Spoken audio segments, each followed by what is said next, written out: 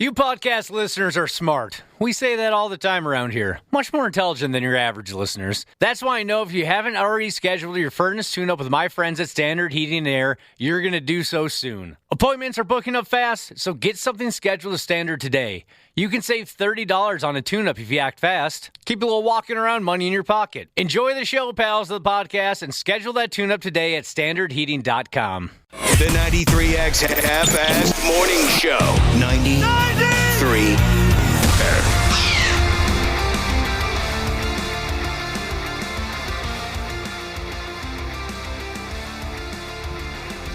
Next step in the process.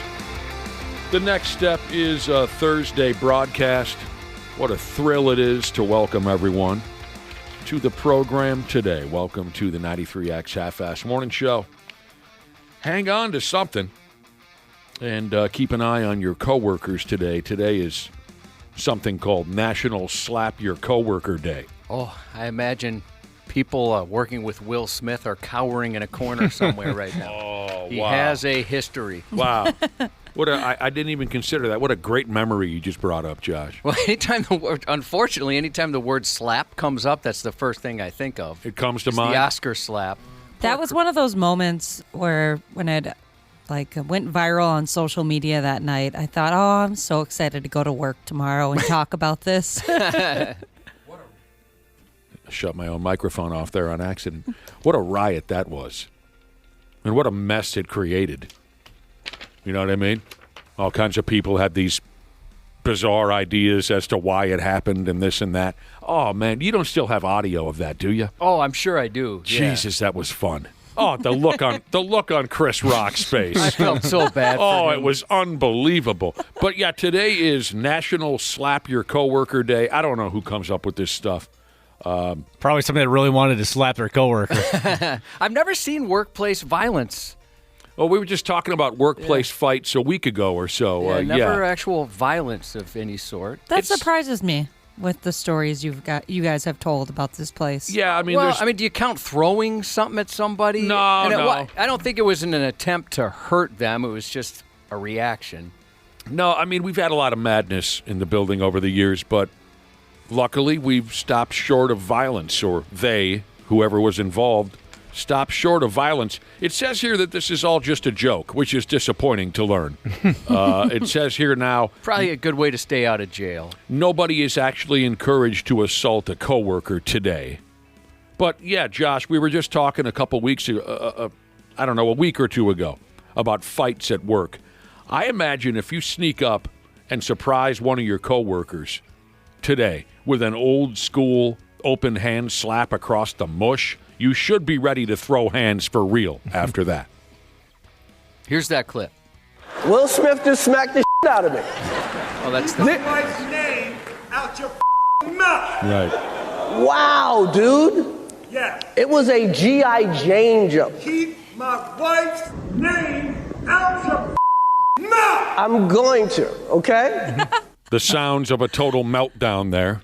The sounds of a mental breakdown. But I think a good slap is what a lot of us need. Some of you have your head buried so far up your... One of the most memorable nights of beer drinking I ever had involved a hard slap across the face, and that's when my bro Squirrel got slapped and whored by a stripper. We paid her to do it, and I'll remember it until the day that I die. God, that was unbelievable. What's the going rate for a good slap? Do you remember? $20. $20? That's not bad. Squirrel went to take a piss. The stripper who was hanging out at our table, we said, when that sumbitch comes back from the bathroom, here's $20. Wait for him to sit down, wait for him to get comfortable, and then slap him across the face with everything you have. And by damn did she unload on old Squirrelski, and he was furious. I can't imagine Squirrel being met. Now, I've only met him once, but I spent a significant amount of time with him. He's such a sweet man. The look on his face, Why would you guys do that? because we were hammered and having the time of our lives. Oh, man. The look on his face was at first total shock, and after that, deadly rage. Oh, he was so pissed. We had to calm him down and tell him, dude, it was a prank. Oh, it was a great bit. Absolutely great bit. You know, me and Squirrel made a pact years ago, Josh. You know what we agreed on? What's that? We agreed to be buddies for life. So far, so good. That was 20 years ago, and we're still pals. Oh, my God. Ashley was sitting in the studio alone with me before we went live. Was I not over here chuckling like an idiot to myself? Yeah, you were. Because I was thinking about the squirrel thing. I knew we were probably going to bring up this Slap Your Coworker Day, and I got to thinking about the squirrel episode with the stripper, and I'm just sitting here chuckling to myself. One of my favorite memories. Slap your coworker, huh? How about slap the boss? Is there a slap your boss day? I wonder. I'll Google that. There's got. Would that be considered a coworker? Yeah, I suppose. I didn't know if there were levels to this thing. What about slap a relative day? Oh, I have a couple relatives that could use a good slap. It's beginning to be that time of year. Slap a relative? Well, the holiday You'll be spending season more coming time- up, spending yeah. more and more time together. Oh, yeah. What about slap a relative day where you walk up on grandma and give her just a stiff slap right across the dentures? They go flying across the room like a mouth guard in a boxing match. Yeah, think of the laughs right there. Everyone at the old folks' home would be entertained by that. And you say, there you go, Grandma. Happy Slap a Relative Day. Who are you going to slap on Slap a Relative Day, Josh? Boy, I don't know. The list is long. There's none of them really that I'd want to resort to violence. There's a couple certainly you'll scratch your head wondering how those decisions were made or some of their actions. Yeah, Sure. I've never had. I mean, my cousin. We grew up in the same house like brothers, and we'd fight. Me and my brother and my cousin. But as an adult, I've never wanted. Plus, now he could. Well, he probably always could take me, but now it'd be deadly. This is great right here. Stanky Boy Jesus texted in about Slap a Relative Day, and I brought up the scenario of slapping grandma across the face. Stanky Boy Jesus says, oh, hell yeah, clam chowder goes flying all over the room. Oh, gross. I knocked the oxygen tubes right out of her nose. Happy Slap a Relative Day, Grandma. Every day can be Slap Your Monkey Day. Ronan Engineer Jesus said during a layoff at work, he saw a 60-plus-year-old lady use a desk phone to clobber the guy walking her out. Oh, wow. Now, we've seen some people walked out of this building on their last day. Walking her out. Saw a guy in handcuffs once, who they hired back That's ridiculous. years later. I'm glad they did because I love the guy, yet / terrified of the guy. But that's the closest to any sort of violence I've ever seen. Stone to the Bone Jesus has something or another. Stone to the Bone Jesus, has something on her bucket list to backhand slap someone. Oh. See it a lot in the movies. I've never seen it in person. I that's bet a good that point. hurts. Meaning the slapper. You get the knuckles in there? Yeah. Never seen a backhand slap in real life. I don't think I've seen either slap in real life. You've never seen somebody just crack No. open hand across the face? I mean, the fights I saw as kid, like if you slapped somebody growing up, you were going to get ripped on big time. Yeah. So, yeah, I've never seen that. I'm trying to remember, you and I saw the 7-month pregnant fight between two women who were about 7 months pregnant. Yeah. I don't remember slapping. I was more hair pulling and pushing that I remember. There were a couple of closed fists thrown, but yeah, a lot of hair pulling and what was the other thing you said? Pushing. I wonder why the backhand slap was so prominent in film for so many years. Maybe it was easier to fake than a forehand slap. Maybe that's why it was so prominent in movies. Think about the motion involved. It kind of looks cooler. You got a kind of a cool wind up. I suppose. Yeah. There you go. Happy Slap Your Coworker Day. There are people all over social media joking around about National Slap Your Coworker Day, and they've come up with their own rules for the day, Josh. 1 slap per person per hour. It's not like you can just continually open hand slap this. Gentleman's rules. Yeah. You can't just hold them down, pin them down, and just repeatedly slap them. Well, you can pin them down. See, these are the rules, Okay. Dana. You must not have seen the rules. Must not. 1 open hand slap per person per hour.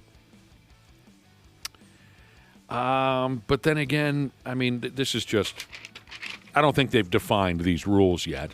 But it also says you can slap the same person again if they continue to be irritating. Other coworkers can hold the person down. That doesn't seem right. That seems a little. That's not right. Seems a little unfair. Yeah, like, kind of ruin the integrity of the day. Other coworkers can hold the person down, and then everyone takes their turn. Weapons come into play here.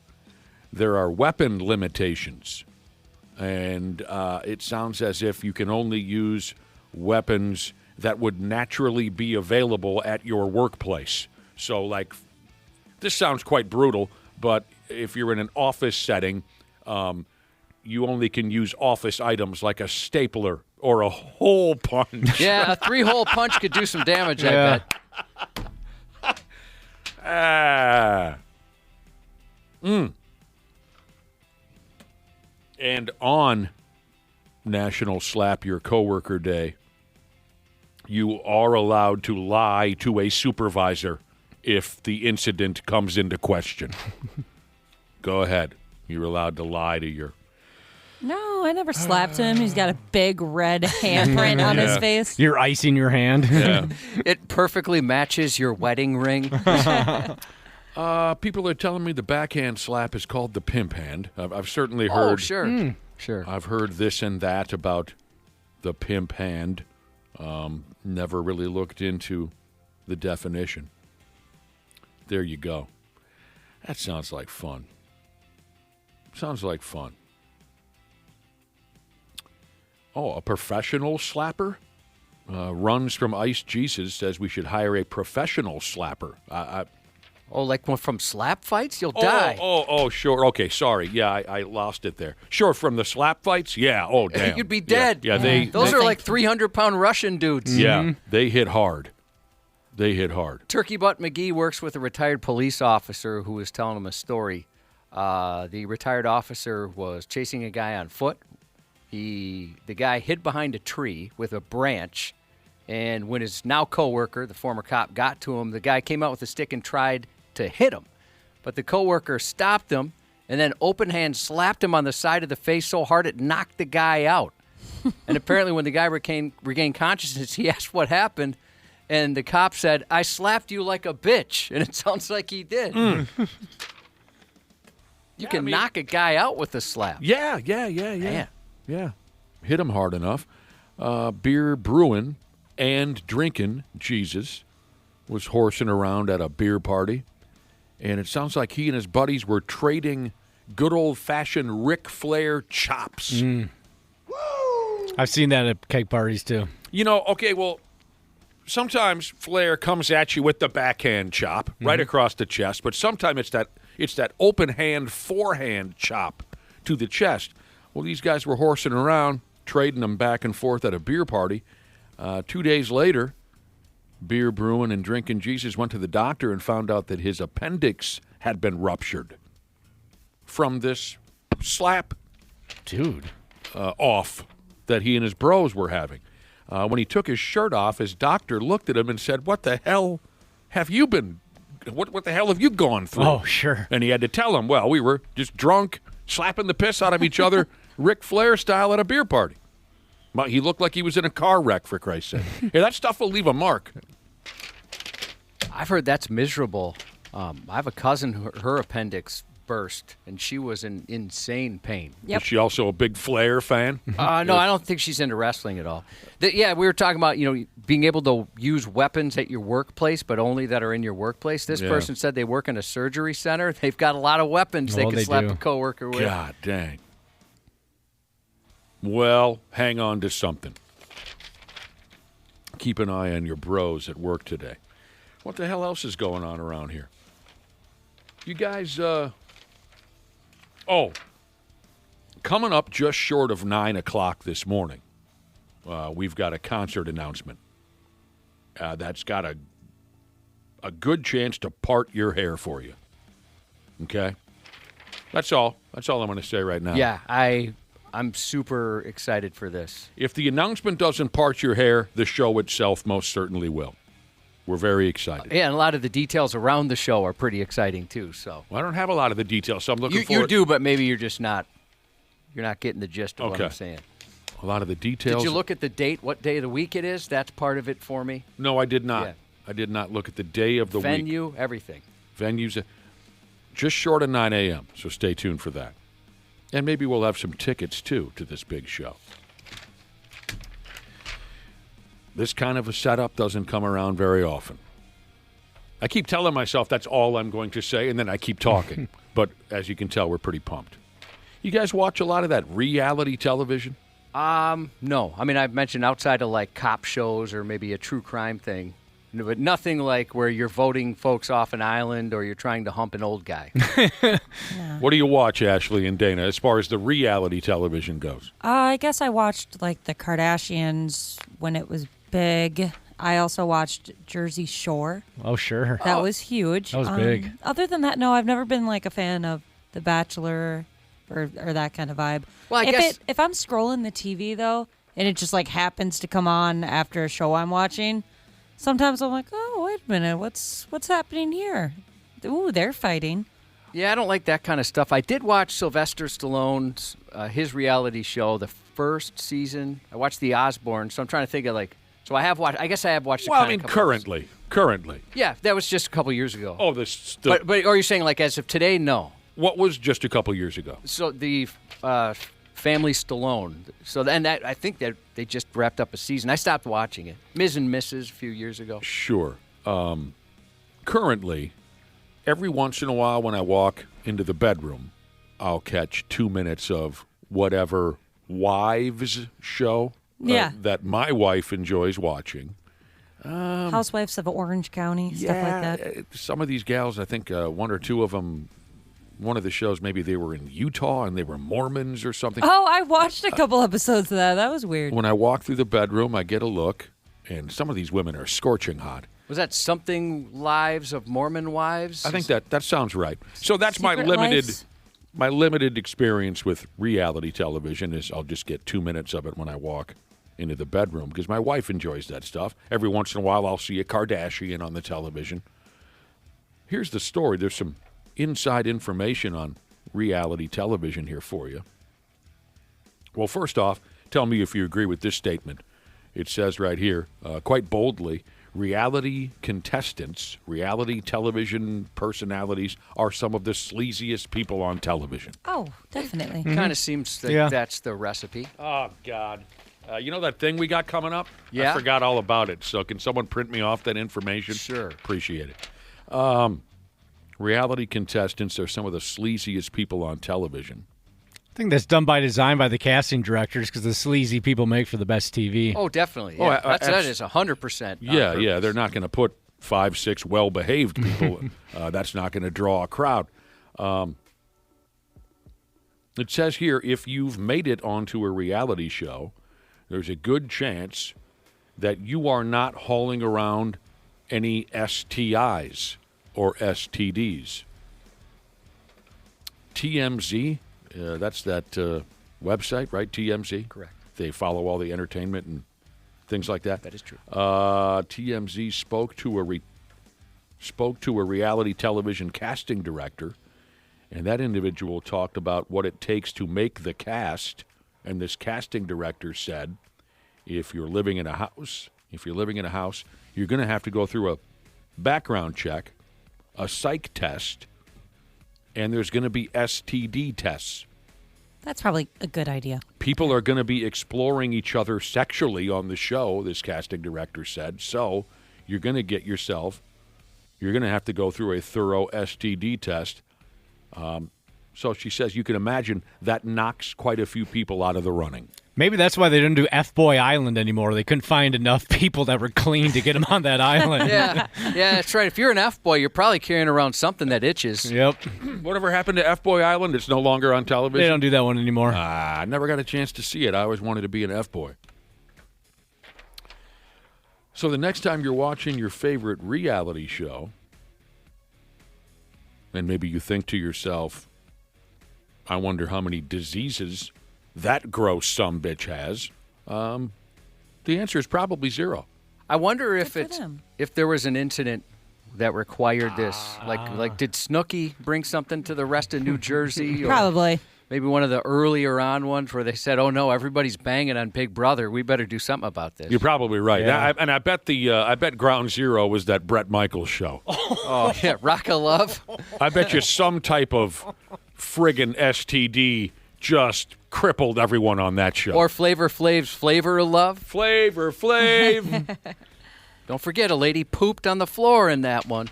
Sure did. Is he making a return to the Duke's Mayo Bowl this holiday season? Does anybody know? I hope so. I was so annoyed all the way through the Duke's Mayo Bowl this past January, whenever it was, when the Golden Gophers played. God help us, if my life depended on it, I couldn't tell you who the Golden Gophers played in the Duke's Mayo Bowl, but the entire ball game I was annoyed because every friggin' 5 minutes they had to do some kind of ad for Duke's Mayo. No offense to the Duke's Mayo people, but that was a little bit of overkill. Remember what I'm talking about? Not only did they run regular ads, but they'd cut to the crowd and watch someone making a sandwich with Duke. So I'm just annoyed the whole friggin' game. Enjoyed the football part of it. The Golden Gophers won, if anyone remembers. But what made it all worthwhile was at the very end of the ball game when Flavor Flav jumped out of the Duke's mayonnaise mascot outfit and hugged PJ Fleck, right? Yeah, they kind of became buddies there. Yeah, it was very endearing. You're right. Yeah. They had a connection. Please tell me he's making a return to the Duke's Mayo. I see an article on it, but it doesn't mention Flavor Flav. Okay. All right, here's your 5K a day keyword. This is what I totally forgot about, and thank God Cubby was there to pick up the slack. Here's your shot at winning $1,000 with 5K a day. The number is 95819. Don't start friggin' texting our regular text number. I'm losing my patience with this, Ashley. I understand. 95819 is the number, and the national keyword this time around is shop. Text the national keyword shop to 95819 and do it now. We'll text you back. You might end up running into those data and messaging rates. And please don't text and drive because it's just stupid. Good luck. 610 noon 26. That's the rotation to be listening for that 5K a day keyword. 610 noon 26. I just realized that I recently watched a reality TV show. Lay it on us. And I think you would like it, Josh. It's called Extracted. What's that? So it's a wilderness reality TV show where these people. I am an avid endorsement. I think outdoors. I just think it's really good. They send these people out into the woods. Obviously, they're solo out there, and then their family is back in a, I don't know, some type of room where they watch their loved one. Oh, I saw the preview for this. Yeah, so they watch their loved one try to survive outdoors, and they can extract their loved one if they think they're in danger or if they think like, oh, they're going to have a mental break here soon because they can't figure out how to start a fire. And it's so good, and I got really frustrated because one of the people, like, I thought for sure they're going to go all the way. They were phenomenal at surviving outdoors. And his wife missed him too much. Oh. So I bet that reunion was not a happy one. Oh, you could tell he was just livid. She started like apologizing and explaining herself, and he's like, we'll talk about it later. So I imagine the longer you stay out there, the more money you make? So the last person to survive wins all the money. Gotcha. If you and I ever do that, Nick, and it doesn't matter who's out there and who's in charge of the button, we got to do the scene from Young Frankenstein, where one of us says, all right, no matter what you see out there, do not hit the button. And then completely have a freak out immediately. A caterpillar crawled on my face. Oh, Get man. me out of here. I don't care what kind of sounds you hear. Do not. Press that button. What is it again? Just do not open this Yeah, don't door. open Do the door. not open this door. Get me out of here, for Christ's sake. What's the matter with you people? A great scene from Young Frankenstein. Yeah, so kind of SAWFT soft type individuals try to survive in the woods. That's the show you were watching? Yeah, there was this girl in the beginning, too. She was not made for outdoors. Everyone else is like making their shelter, trying to figure things out. And she's just like, I'm just going to lay on the ground here with my sleeping bag. She's a little overwhelmed, huh? Just crying for like the first 48 hours. I went to a bonfire over the weekend, and, the people, like, I guess my reputation of not liking the outdoors precedes me. Now, don't get me wrong, I don't really hate it that much. It's more of a bit. But I'm not an outdoorsy guy. No. And they're like, hey, are you going to be okay, if we're hanging out? Because we can go in at any time. I'm like, no, I think I'll be okay. I can hang out by a bonfire for a little while. Did they ask you to start the fire? No. They had that. It was already going by the time I got there. Do you think you could? Oh, yeah, I could start a fire, sure. I mean, without lighter fluid and things like that. I can't start a fire. Because is that not a common thing amongst bros? I know we've had this little scene play out. We go up to a cabin, 6, 7, 8 of us. Starting to get a little dark, starting to get a little cold. Let's start a fire. Whatever swinging D is the first one to volunteer to start it gets critiqued until the fire is finally raging, right? Yeah. Oh, you're doing this wrong. It's like when one guy's trying to fix a car, there's 6, 7 guys behind him telling him what he's doing wrong. Grilling, that's another thing. I've never had that experience. Oh, you haven't? Oh, no, you're flipping it too much. Oh, that kind of I would see that would get me to blow up. Trying to tell me how to cook food, that would piss me off. But yeah, so we've had a couple of arguments start, and I don't know why. I've never been the guy in the cheap seats telling the guy how to start the fire. Let the friggin' guy operate. But there's always got to be 2 or 3 guys. Well, you ought to do this. I would have done that. Shut the hell up. Let the guy do what he's got to do the way he wants to do it. It's going to be fine. We're going to survive. But there's something about dudes. We can't keep our friggin' opinions to ourselves. You're doing it wrong. You're doing that wrong. If I was flipping burgers and somebody had a comment, they're going to get that spatula across the friggin' mouth. Ashley, have you seen that before? Yes, That's absolutely. usually the flipping, right? It's Yep. like, oh, no, you're doing that too much. You're only supposed to don't flip press. it once. Yeah, don't press down. You're squeezing the juices out of it. Dudes and their grilling. Save that crap. There you go. All right, what are we doing? Thursday?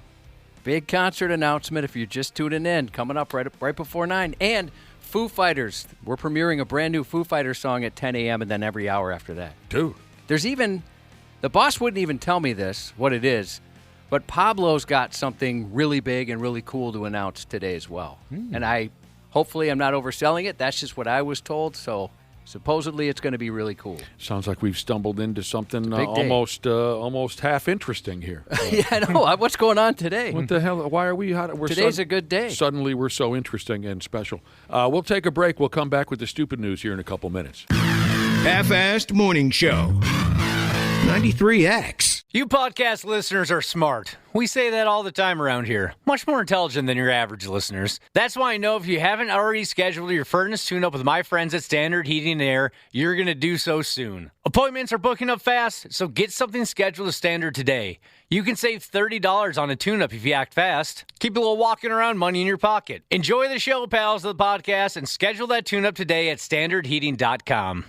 This episode is brought to you by Progressive Insurance. Do you ever think about switching insurance companies to see if you could save some cash?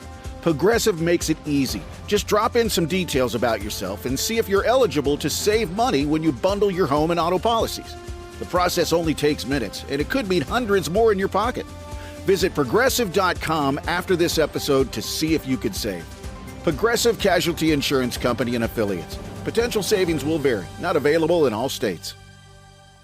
Thursday Night Football is on, and it's only on Prime Video. Tonight, the Minnesota Vikings head west to face the Los Angeles Chargers. Coverage begins at 7 p.m. Eastern with football's best party, TNF Tonight, presented by Verizon. Not a Prime member? Not a problem. Simply sign up for a 30-day free trial.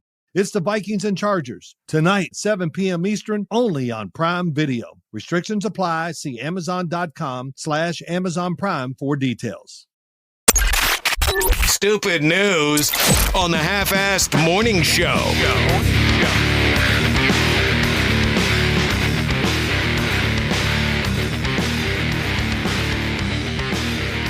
Yeah, we were jaw-jacking earlier. It's a special holiday today. It's National Slap a Coworker Day. Have a good time, everybody. National Slap a Coworker Day. One of our listeners, Josh, texted in and said they've already started a slap train over at the warehouse. Says he just slapped the guy next to him, and now the two of them are on their way to slap the next guy. It's a slap train. That's hilarious. Over there at the warehouse. That's it. I'm gonna slap you. I slap you. I slap you. I slap you. I slapping you silly because you disrespected me. Oh my God. I forgot about that. That was a very musical episode of South Park. I remember that one, yeah. I slap you. Are you guys familiar with this thing? A listener texted in and said every time he grabs the Slap Yo Mama Cajun seasoning out the cupboard, he smiles a little bit. Oh, I love that stuff. I have not heard of that. It's good. It's good. Very good, yeah. Oh, yeah. What do you put that on now? Everything. Yeah. Chicken, rice, anything, vegetables. I've never heard of the brand of Cajun seasoning called Slap Yo Mama. That's pretty good. All right, on to the stupid news for today. You want to talk shady? If you want to talk shady business practices, I'll tell you all about it, by God. If you're the new guy, you might want to get to the corner of the room because a fake doctor has been arrested because he's been performing illegal penis enlargement operations in the back of his effing broken Toyota Corolla. You got to be kidding me. What kind of terrible shape is your pecker in to where you're hopping into the back of a Corolla and then bracing yourself so some jabroni can carve his initials into your Johnson? Yeah, this is one I don't think I'll ever figure out. And the person speaking right now despises their genitalia, but I would avoid this at all costs. You were taught to hate your penis. Yeah, I come from a long line of people that hated penises. By your family and your Catholic background. And my God, yeah. You were taught to hate your penis. People say you have to be taught to hate. Yeah, right. It's a learned behavior, Josh. So you're saying as disgusted, as appalled as you are by your own penis, you would never end up in the back of this 1993 Toyota Corolla. No, and by the way, the fact that that's still on the road, that's pretty impressive. Yeah. That's a long time. Kept it going. Yeah, I'm not going to get in the back of somebody's Toyota Land Cruiser and have them take a look at my wiener. I think I'd rather go to a doctor if I could afford it. Fake doctor, been arrested. He's been performing illegal penis enlargement operations in the back of his Corolla. And it's an older than hell model Corolla, like 93, 94. It is impressive, Josh. An alternative, how do you say that? Alternative? An alternative headline that I read was built more for Cubby. It goes like this: Cubby loves puns, so this is for you. The headline is Drive Shaft. Doctor arrested while performing penis enlargement surgery from his car.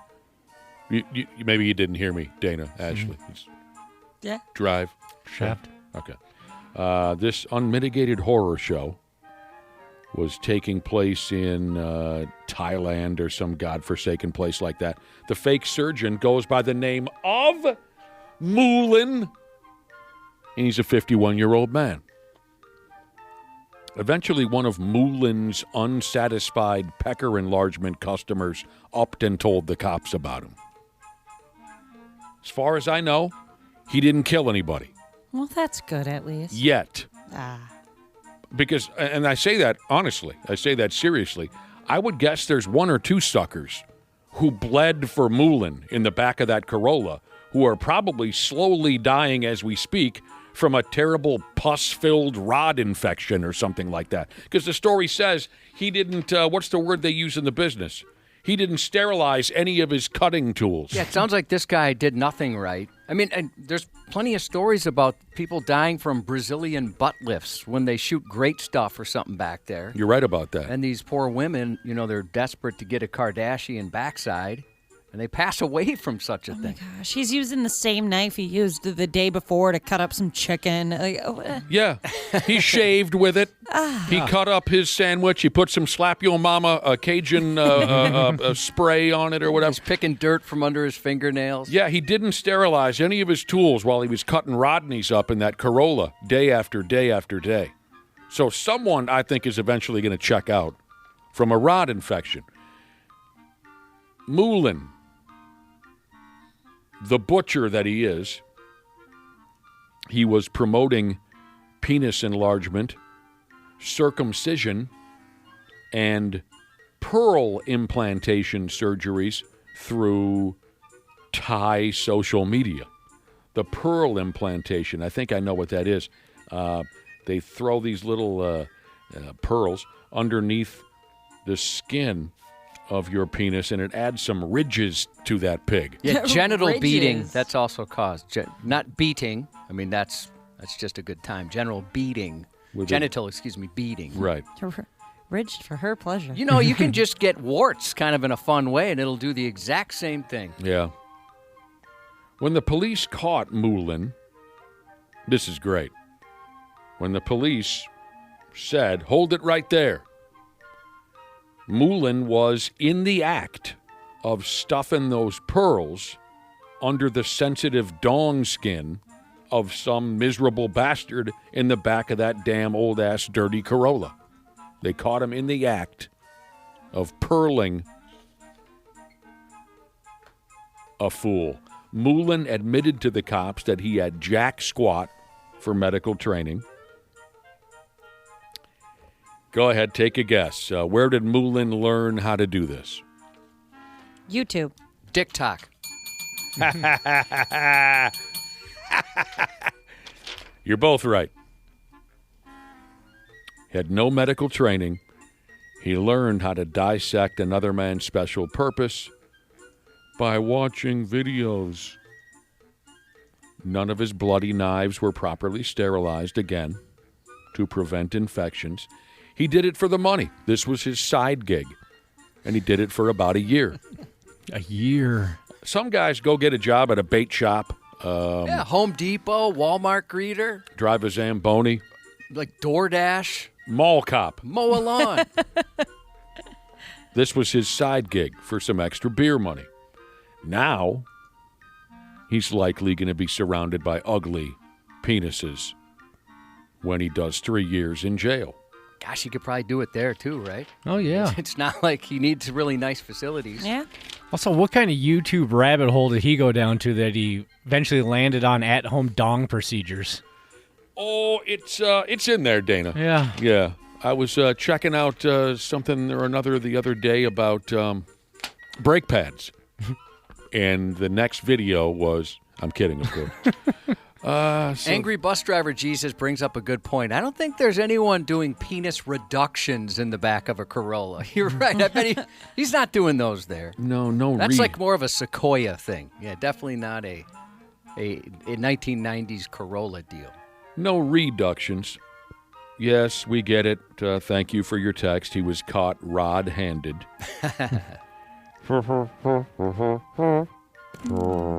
Making Maps, Jesus said he's never going to listen to Pearl Jam the same way again. Well, look up how that started, and I think you still might not.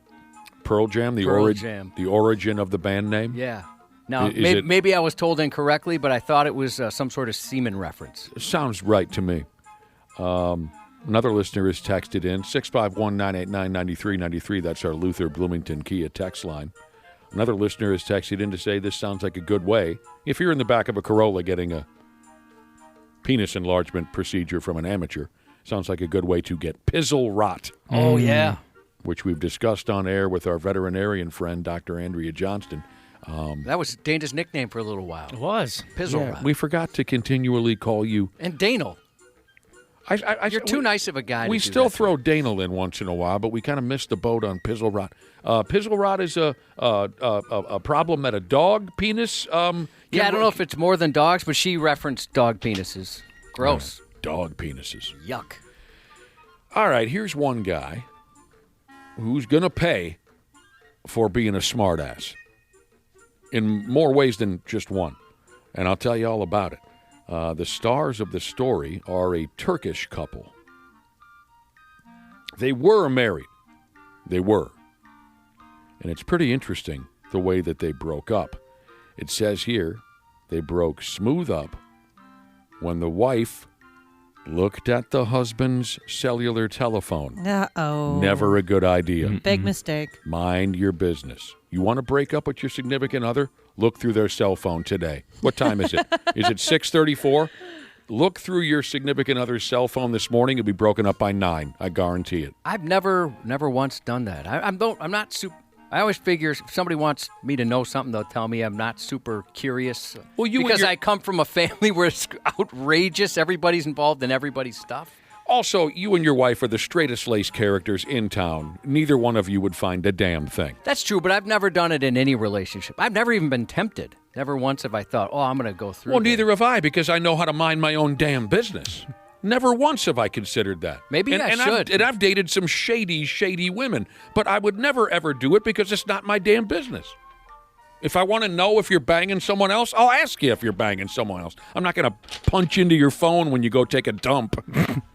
It's just terrible. Anyway, that's not the point of the story. What if you couldn't punch into the phone when she's taking a dump because she has nothing but dump pictures on her phone? She's taking pictures of all of them. Oh, God, man. I had a buddy who had some tummy issues, and he used to have to take pictures of them to log the logs and whatnot. Yeah, to make you do that. You've heard of that too? Yep. That was news. I thought at first, I'm like, okay, somebody's messing with you, but it was an actual app. His doctor told him to get to take pictures. So what's your experience, Ashley? One of my brothers had to do that when he was having some bowel issues. Same thing. Yeah,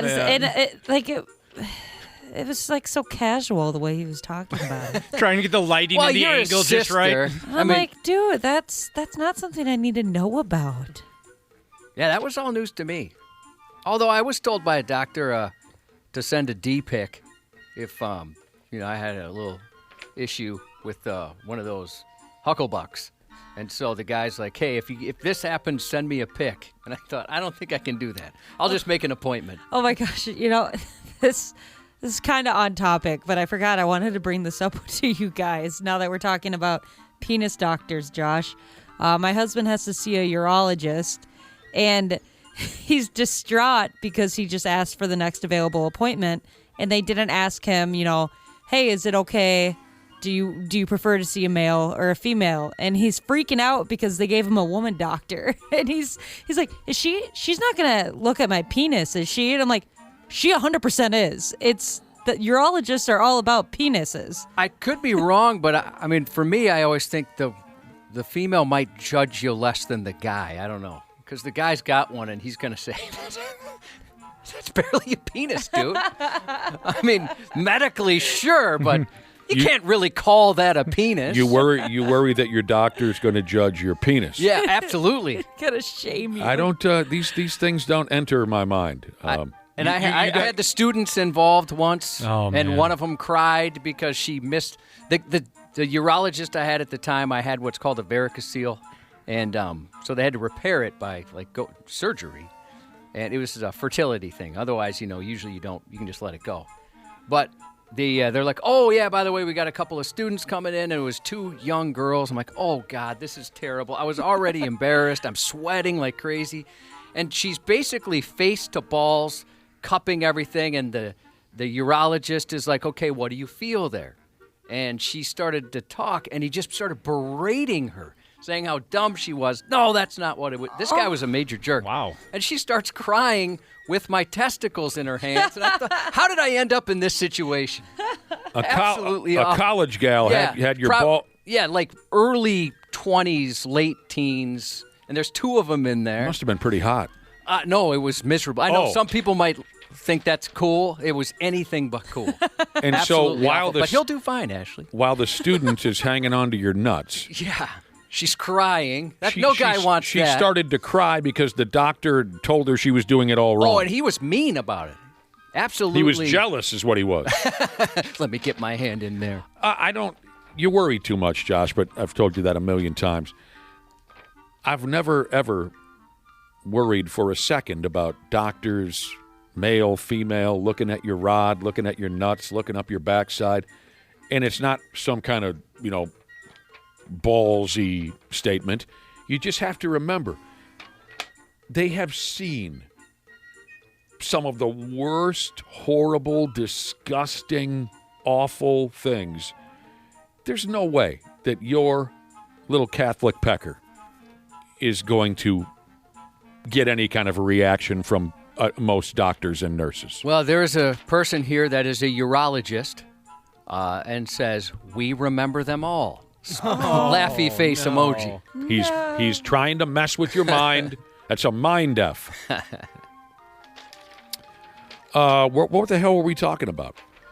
Oh, we're talking about the couple that had some issues. The Turkish couple. It all started when we talked about how the Turkish couple married. The wife went through the husband's cellular telephone. That's how we got going with this. Okay, and that's why they broke up. The wife looked at her husband's phone and saw that her telephone number was saved in his phone under the name Chubby. No. That's pretty hilarious. No. I got to say, if my wife had a derogatory term for me or something like that, I would find that pretty funny. What if she called you a tiny pecker? I would still find that funny. It would hurt, certainly, but I would think that's pretty funny. I would kill somebody. I don't have nicknames for people in my phone. In this case, it led to a divorce. You don't have nicknames for people? I have some nicknames. Do they know them? I mean, is it like their nickname? Yeah, it's not a derogatory, like stupid ass or anything. No, it's their regular nickname. Like my son has, for pretty much all of his context, there's some sort of term or something for him. So I have no idea who he's really communicating with at times. Oh, that's how he's probably, maybe he's buying drugs. Probably. So Or the wife looks at her husband's phone and saw that her telephone number was saved in his phone under the name Chubby. And that was it. That's all she needed to know. Marriage over. What would you do, Ashley? I mean, obviously you put on baby weight. Oh, come on. With a baby. What happened? Excuse you, Josh? I just was trying to get more comfortable to listen to Ashley, and I swept everything that I need for work onto the floor. It's a mess. Meaning you had a baby in you, right? So Yes. What if he's, and I know you had mentioned, you'd said a couple things about it in the past. What if he put that in there after that? I would have killed him. You wouldn't have found that funny at all? No, not at all. I do not mess around. I probably shouldn't say this on air because people are going to use it against me now to hurt my feelings. But that's something I'm extremely sensitive about. You are? Is anything to do with my weight, yeah. You have nothing to worry about. Well, thank you. But when I was younger, I struggled from an eating disorder. And so that really cuts deep. Oh, I'm sorry. You have absolutely nothing to worry about. I'll tell you what should worry, that chair you're sitting in right now. 'Cause that thing's putting up a fight. Also, your heart. How does your heart move that much mass around? Oh, my God. Hey, Ashley, you're asking a lot of that chair. You're also asking a lot of the stitches on your clothes there. They're just busting out. This person says, my wife is labeled as warden in my phone. Does she know? That's funny. One of my friends refers to his wife as the War Department. Let me check with the War Department.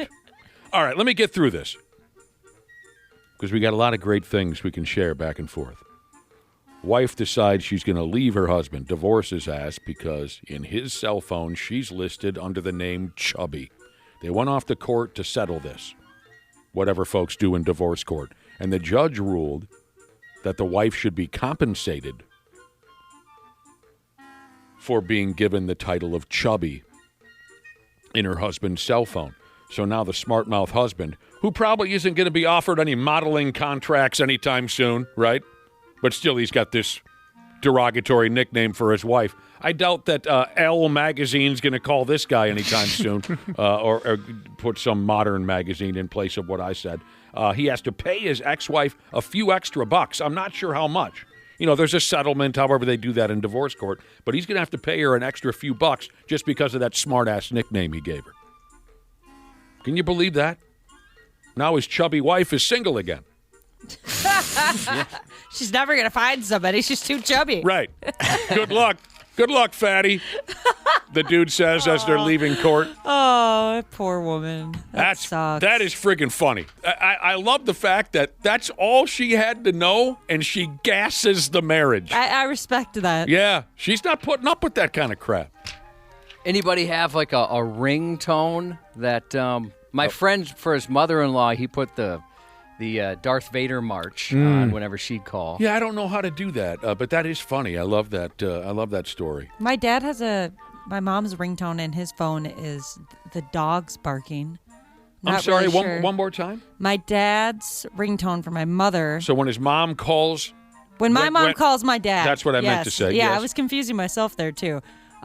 It's the dogs barking because he says it's like our dogs at our house that we had growing up because it actually like alerts him. And he said it's a little bit of a jump scare. That's the level of my wife's alarm is set to how loud it is. I call it jump scare because it's ridiculous how loud that thing is.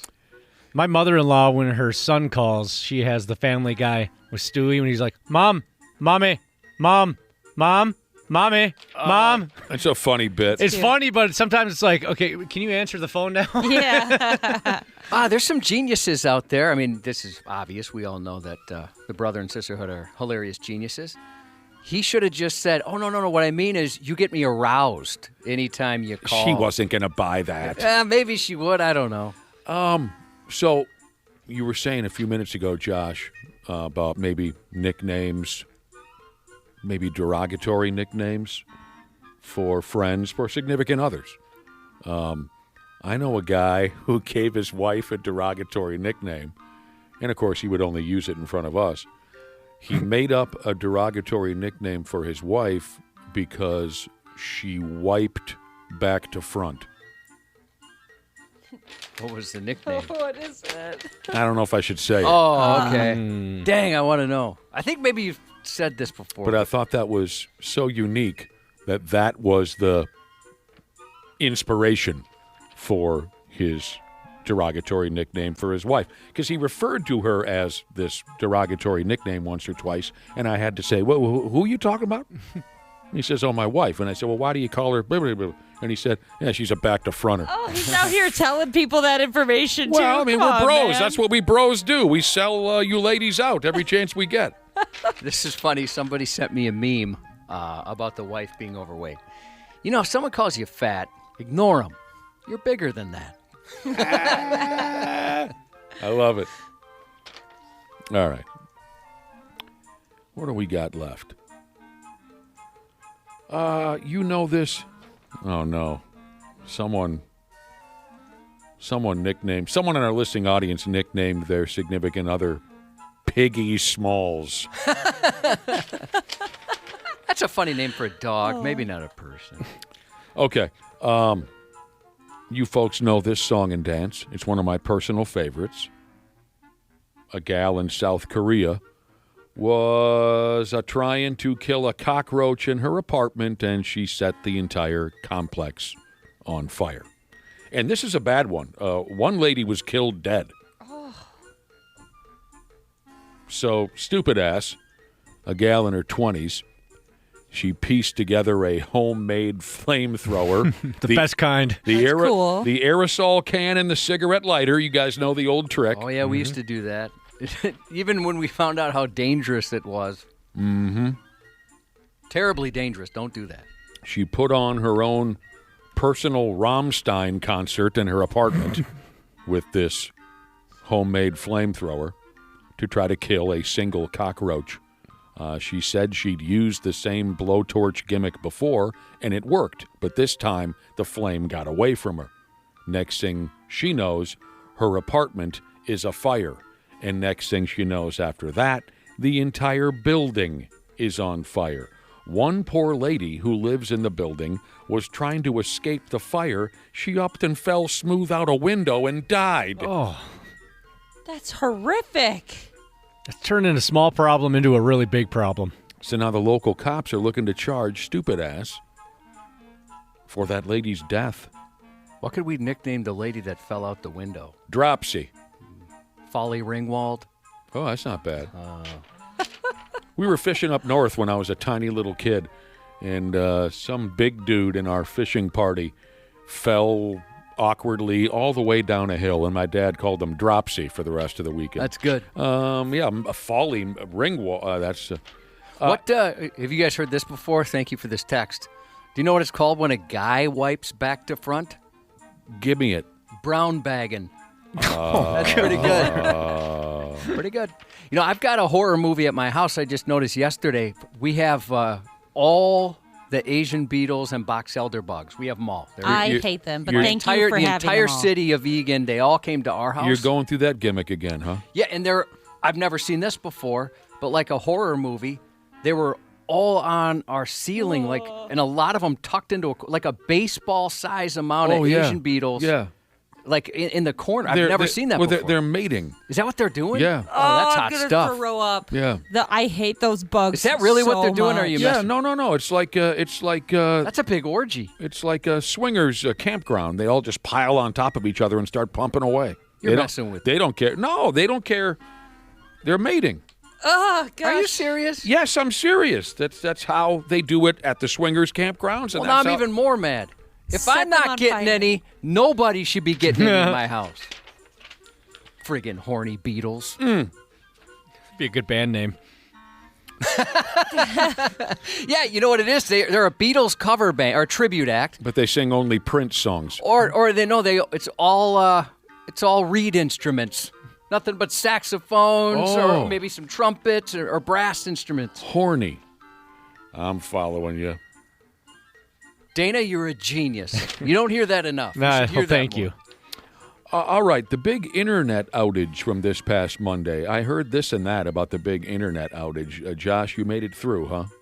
Yeah, I guess I was lucky enough where it didn't affect anything I do. Says here that apps crashed.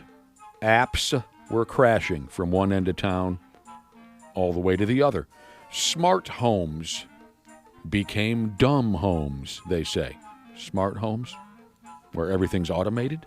Is that what that means? Yeah, like the light switches you can turn on and off from your phone, the new smart fridges that they got these days. Thermostat, that kind of thing. Cameras. A bunch of people's smart... I'm sorry? Sibians. Yeah, App-controlled Sibians. You can turn that on from across town. Yeah, wherever you are. And we've talked before about smart sex toys. Oh, yeah. I had mentioned I had a buddy that was almost way too into it where he'd really think... like a program director at a radio station trying to come up with a playlist and an order of songs. I mean, he would really, or somebody trying to put together the perfect playlist on their phone for a wedding or something. That's what he would do to try and program our orgasms. Yeah, so your wife goes to Des Moines on a business trip, and you tell her, put your vibrator down your shorts at 9 a.m., right? And then dude's here back in the Twin Cities with his cell phone making it buzz. All right. A bunch of people's smart beds went to hell on them because of this, how did I call it again? Internet outage. For example, a company called 8 Sleep. They make bed frames that tilt and mattress covers that let you dial in the temperature of your bed. Pretty fancy. I was almost talked into one of those once. My wife and I, we've been talking about getting a new mat. We've had our mattress for 20 years. It's pretty gross. I mean, there's us-sized indents, where we usually sleep. Now dog-sized ones. Yeah. And have you ever laid on one of those things where you can control? No. Oh, it's awesome. So nice. Yeah, I thought it was kind of gimmicky until we tried it. That is really cool. Crazy expensive, but heats up the bed. Yeah. The problem here was the entire 8 Sleep gimmick, where your bed frame can move around and they heat up your mattress. It runs on the cloud. It's hosted by something called Amazon Web Services. So on Monday, when that internet outage cut loose, it caused Amazon Web Services to go down. And the smart mattress system went sideways on people. The tilting of the bed went sideways on people. Folks who had their bed in a seated position were stuck with that position. Without that cloud and the internet and whatnot, they didn't have a hope in hell to change the position of their bed. So they either had to sleep sitting up like a crazy person, or they had to just go ahead and move to the couch. That's kind of funny. If you try one of those, I mean, at least the one we were on, it closes like a clam. So much so you could probably practice autofellatio if you wanted to give it a shot. It's almost uncomfortable how much it can tuck you up into a little Josh taco. What's the point of that? Does somebody sleep like that? Well, they were talking about like for stretching, watching television, that kind of thing. Some people have some weird ideas as to a comfortable sleeping position. Maybe there's a mattress salesperson that's listening, but there was like a name for the perfect setting for it, where your knees are raised a certain amount, your back a certain amount. There's like a name for it. Blood flow and all kinds of it was all that kind of stuff. Wildly misinformed social media dorks had lots to say about this smart bed breakdown. One guy said, it would be just great if my bed wasn't stuck in an inclined position. Would it? Would it be great? Some other unlucky bastard complained that his mattress overheated on him, and it cooked one of his ass cheeks for him. Because of the internet outage or whatever the hell I said earlier. It didn't take too long before these things straightened themselves out, and rich people could once again sleep comfortably in their giant beds, which is nice. Yeah, those at least the one we were looking at was not cheap. Even the cheap ones were not. So the thing you looked at, it went up, down, this way, that way. It heated up, it cooled down. I was even like, nah, we don't need to try that. That's a gimmick. And then he was so insistent, we tried it, and I thought, okay, I get it now. I understand why people take out a 10-year mortgage on one of these things, because it is pretty good. Is it one of those things where, like, after you look at that bed, you're looking at all the other beds that you can afford at the store, and you just can't get that great one out of your head? Yeah. These stupid, useless mattresses. And it's kind of one of those things, too, where you're like, you know what, we'll just kind of look at the cheap one over here, and they're like, well, I guess if you don't care about your health, that's cool. Oh, I hate when they do that. Yeah, if you hate your spine, no problem. Can you quickly, if you're spending that kind of money, can you quickly turn your bed into a milking table? That's what I'd want. I'd be interested in that. Sports on the 93X Half-Assed Morning Show. Chuck was fat last year, and I look at him, he's a sex symbol. But can I have a question? He got a point about the sex symbol. Yeah. Shut up, Shaquille O'Neal. You should be in prison. Because of the late start. That was Shaquille O'Neal calling Charles Barkley a sex symbol, which I agree with. Lost a lot of weight. But Shaquille O'Neal should be in prison. That's what they were talking about. Charles lost weight? Mm-hmm. Oh, I haven't seen him. Yeah, that's what they were discussing, his weight loss. It's quite noticeable? Oh, definitely. Oh, yeah. Did he get on that stuff that everyone's on? Ozempic? I don't know. I don't know. I didn't watch all. I read an article on just kind of talking about it a little bit, but they didn't say anything Everyone's about on Ozempic. Yeah, that's true. Ashley, are you still watching Doc? Yes. Yeah, I know. The most recent episode, they talked about Ozempic. Yeah, and it didn't treat the patient well. No, for sure. It did not. It can happen. Because of the late start, many of us, including myself, woke up and then found out that the Timberwolves did win their season opener last night in Portland, Oregon. I made it through the first half, and then the lights went out. We can talk about that in a half hour when Randy Shaver shows up. Nice way to start the season with a road win. Man Bear Pigs, well, they didn't get a road win. The Man Bear Pigs were defeated in Newark last night by the Devils. The Thursday night football program features the Vikings and Los Angeles Chargers tonight. Around 7 o'clock, I believe, is game time. And we'll talk to Andrew DePaola all about the ball game and other things in a half hour. Our listening audience, always so wildly hilarious with the text messages. Here's a couple of texts I wanted to point out real quick. You can always get a hold of us, 651-989-9393. Josh was talking about a fancy schmancy bed he tried out. It can move this way. It can move that way. It can heat up. It can cool down. It can be turned into a milking table. A listener texted in and said, why would I need an automatic heater for my bed?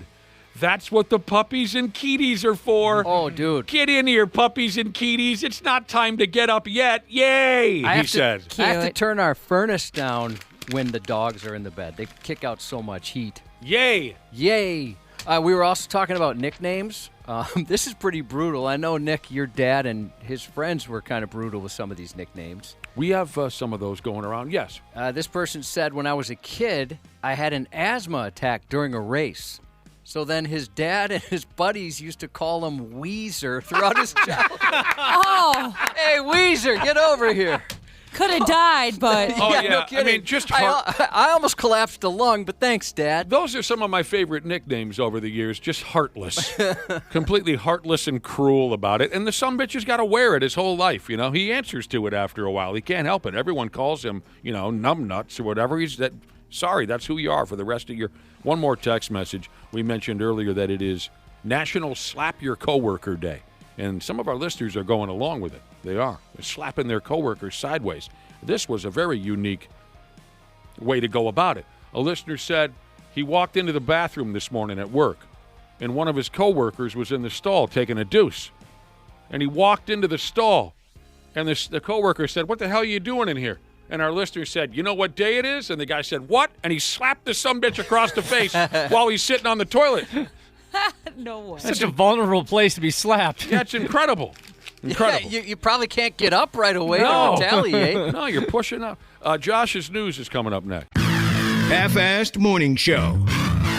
93X. You podcast listeners are smart. We say that all the time around here. Much more intelligent than your average listeners. That's why I know if you haven't already scheduled your furnace tune-up with my friends at Standard Heating and Air, you're going to do so soon. Appointments are booking up fast, so get something scheduled to Standard today. You can save $30 on a tune-up if you act fast. Keep a little walking around money in your pocket. Enjoy the show, pals of the podcast, and schedule that tune-up today at standardheating.com. This episode is brought to you by Progressive Insurance. Do you ever think about switching insurance companies to see if you could save some cash? Progressive makes it easy. Just drop in some details about yourself and see if you're eligible to save money when you bundle your home and auto policies. The process only takes minutes, and it could mean hundreds more in your pocket. Visit Progressive.com after this episode to see if you could save. Progressive Casualty Insurance Company and Affiliates. Potential savings will vary. Not available in all states. We are the musers on the pod so far. We've discussed people we love. I didn't tell you guys. Cuban emailed. What are you wearing? Well, no, that's not. Things we love. Got way into typewriters. How many typewriters do you own? Let's not podcast anymore. Just guesstimate. It's time to get really down and dirty. These are great ideas. Start a podcast and then forget to promote it on social media. So, What is our podcast about? Yeah, whatever we feel like. The Musers, the podcast. Follow and listen on your favorite platform. Half-assed morning show. They are in an alternate reality than ours. They are in that rock reality. They surround themselves with these professional dickheads. And I'm not even really sure if they're aware, you know? I don't think they're aware of how much they suck. 93X rocks. This is probably one of the worst that I've seen in the context of hidden cameras in 30 years in police work. A Des Moines man is facing nearly 90 new charges after police say he hid cameras inside portable toilets at a local park and a cross-country running event. Boy, that's aiming kind of low. Yeah. If you're a toilet video guy or gal, wouldn't you want to go with an indoor unit? Very much so. The I mean, he must be so done masturbating to nicer restrooms that he was slumming it a little bit. He likes the filth. He likes the... And a running event. There's not a solid BM at one of those from what I've heard. Right. So this guy, he's got a taste for a little more of a rough type of a thing.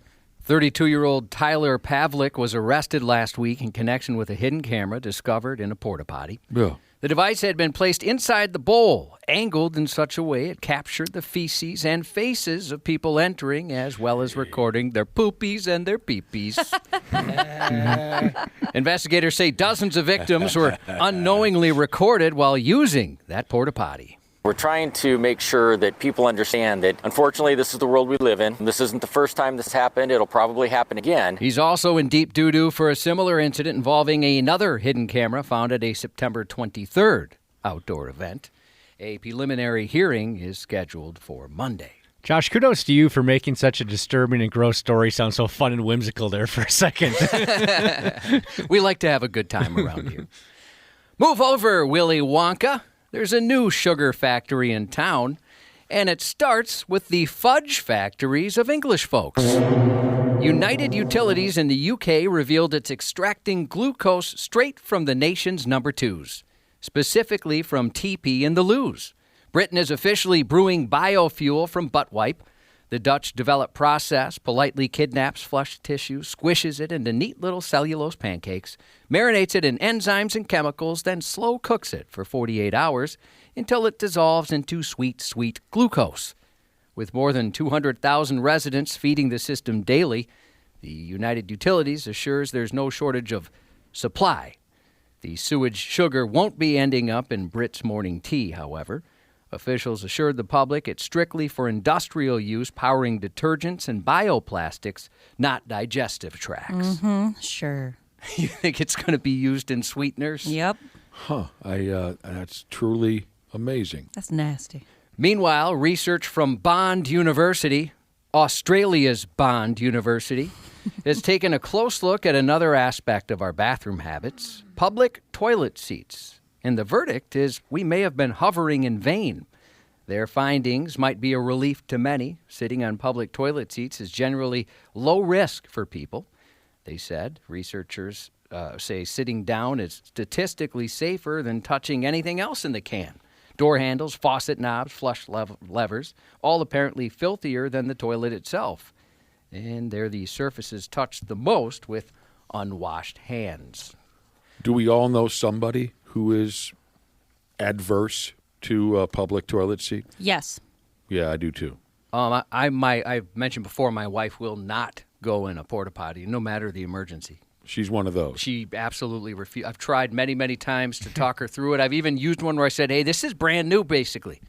Get in there while you can. Won't do it. Not a damn thing to be afraid of, except for that guy with the video camera, I guess. But my sister-in-law is the same way, except she also, like regular bathrooms inside a restaurant, and so what?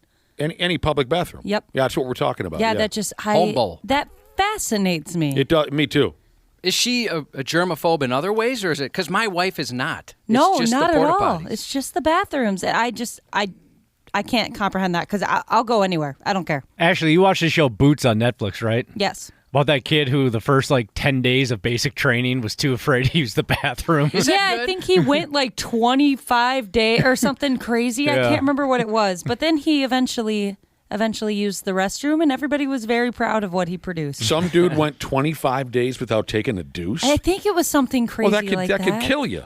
Was this a reality television show? No, it's a fictional show. Is it worth watching? I enjoyed it, yeah. I binged it in one day, so yes. Oh, wow, okay. Public restrooms across China are rolling out a new kind of streaming service, one that's decidedly less glamorous. Visitors must now endure short video ads before scoring a few precious squares of toilet paper. Oh, yeah. A QR code on the dispenser connects to your smartphone, setting up a bite-sized commercial before the machine reluctantly coughs out a ration strip of tissue. Impatient patrons can skip the sales pitch for a modest fee, about 7 cents a square. Officials claim it's all part of a waste reduction initiative. Following too many cases of paper pilfering by opportunistic restroom regulars, it's not their first crack at crowd control either. Beijing's Temple of Heaven Park installed facial recognition dispensers in 2017, limiting refills to 1 wipe per person every 9 minutes. I'm definitely keeping the toilet paper companies in business. I use an insane amount of toilet paper. I'm the same way. I was just going to say this is not going to work for me because I like to use a lot of toilet paper. I make myself a little pillow. Can you imagine having to watch videos to get some or pay 7 cents? That would be frustrating. That's silly. Stateside, Bearhead Lake State Park right here in Ely, Minnesota, has officially wiped the floor with the competition, winning Cintas's 24th annual American Best Restroom title. They said of the winning restroom, nestled within one of Minnesota's most beloved parks, the restroom and shower building at Bearhead Lake State Park provide more than just function. It offers thoughtful design in a stunning setting, the company said. And it's not Minnesota's first time flushing with pride. We've been number 1 in bathrooms before. Minneapolis-St. Paul International Airport snagged the honor in 2016, while the Varsity Theater took the porcelain throne in 2013. There's nothing I love more than a good bathroom. I believe there was a study done, I have no idea why, but it was about how like the bathroom at a restaurant or a shopping mall or whatever, like that matters a lot to women, and that it's important to pay attention to the women's restroom. And you agree? Yeah, 100%. Because if I've ever been in a restaurant and I go into the bathroom and it's nice, I'm telling everybody. I'm like, oh my gosh, you should go check that out. I got food poisoning, but the bathroom's incredible. Yeah. I'm a public toilet aficionado, as you all know. Not for the same reasons I used to be. I used to be because I know I must have had some version of irritable bowel syndrome for 20 years. Never had it diagnosed. I'm over that. But I drink a lot of water during the day. And when you get in the car and run errands, I'm likely going to use your public bathroom. I have to give credit where credit is due. I wish I could tell you the company name. All I can tell you is there's a gas station in Garrison that I hit any time that I go up north. And it is wonderfully clean. I only have one complaint. Oh, is it cold in that sumbitch? Oh, yeah? Oh, it's nice and clean every time. Garrison, word up. Gas station right there as you're coming into town. I can't think of the company name. Wonderfully clean, but my God, is it cold. We were at a restaurant in, I think it was Northeast Minneapolis a few weeks back, and they have the world's, I believe, first urinals. I've never seen it looked like they were designed for a king. It was basically floor to ceiling. Is it Stanley's by chance? That could be it. That could be it. I can't remember. One of those big, tall ones you can... Yeah, it was huge, and it looked like royalty should use it. I'd never seen something like that, to the point where I told my family, like the women in the family, like, hey, stand right here. I'm going to kind of open the door real quick because it's going to seem creepy. Take a look in there. You've never seen anything like this in your life. You said, you got to see this. Yeah. In our final fecal fact, Kohler just debuted a new $600 toilet camera. It watches you go, and it analyzes the results to track your health. The company promises the camera is positioned in such a way that it won't capture your balls or vagina. I wouldn't be too opposed to something like that. It looks at your poopies and your peepees and says, yeah, you got to start drinking some more water, or boy, there's a lot of blood in there. That shouldn't happen. I mean, I guess probably be very valuable for older people. Dana, everybody be cool. My wife's listening. Dana, you're a genius again.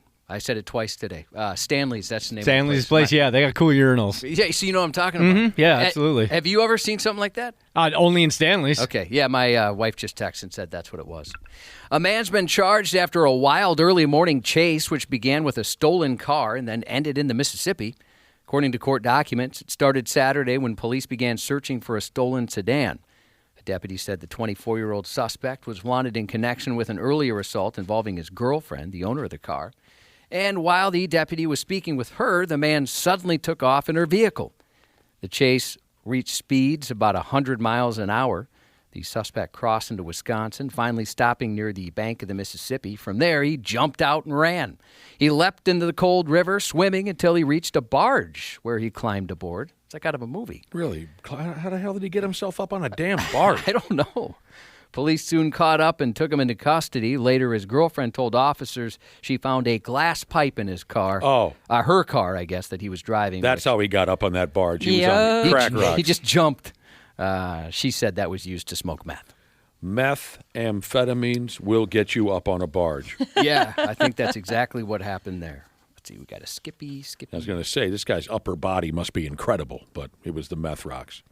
Streaming today, the series premiere of Allen Iverson on Prime Video. Allen Iverson? Through unprecedented access, personal stories, interviews with family, friends, and fellow NBA players and coaches, he shares a more reflective side of the NBA star's present-day self. I got to say, sorry, Josh, I got to say, we're in a place these days where people don't really get second chances anymore, right? You F up, you're gone. That's the world we live in now. I got to say, I'm so happy that Allen Iverson has, become the guy that he has become.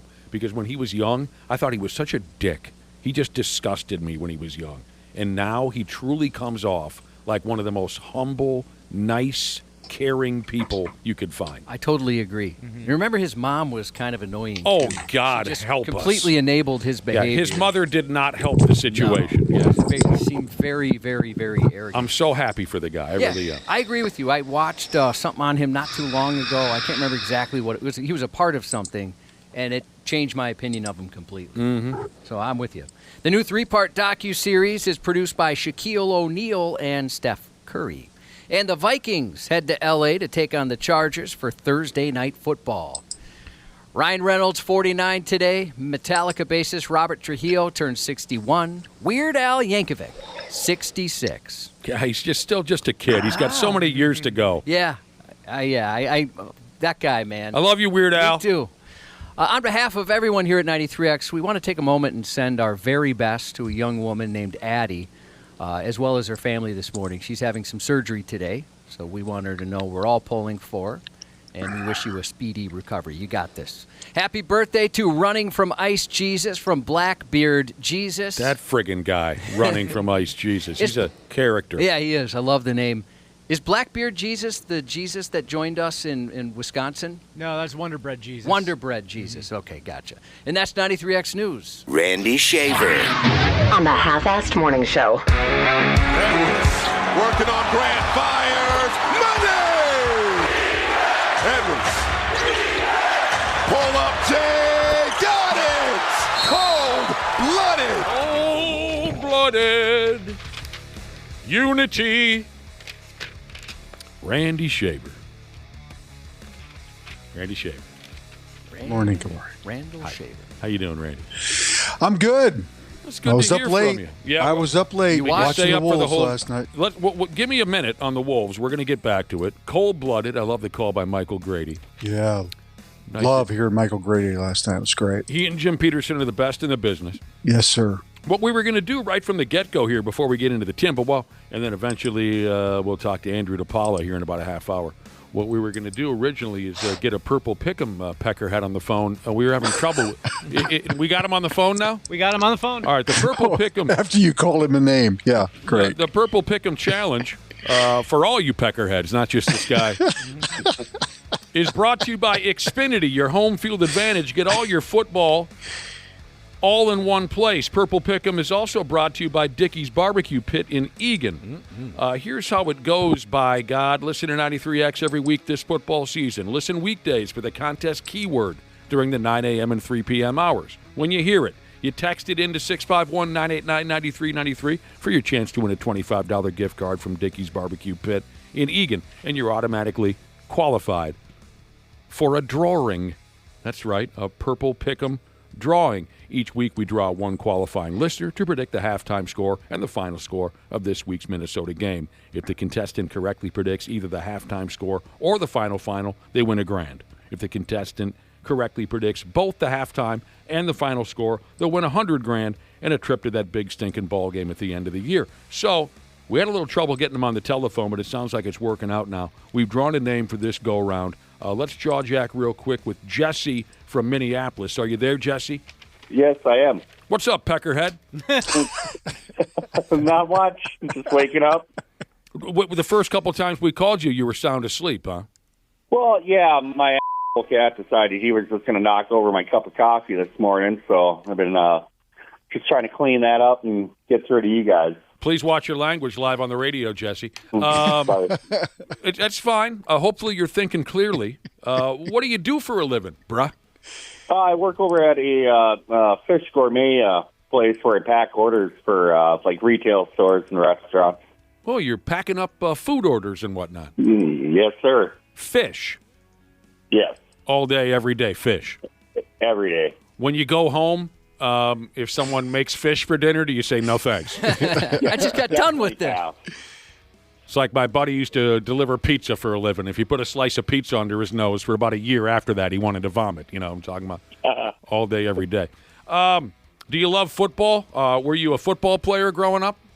No. I grew up playing hockey. Just a diehard Viking fan. Got it. Well, what are your thoughts for this week's game, starting with your prediction for the halftime score tonight?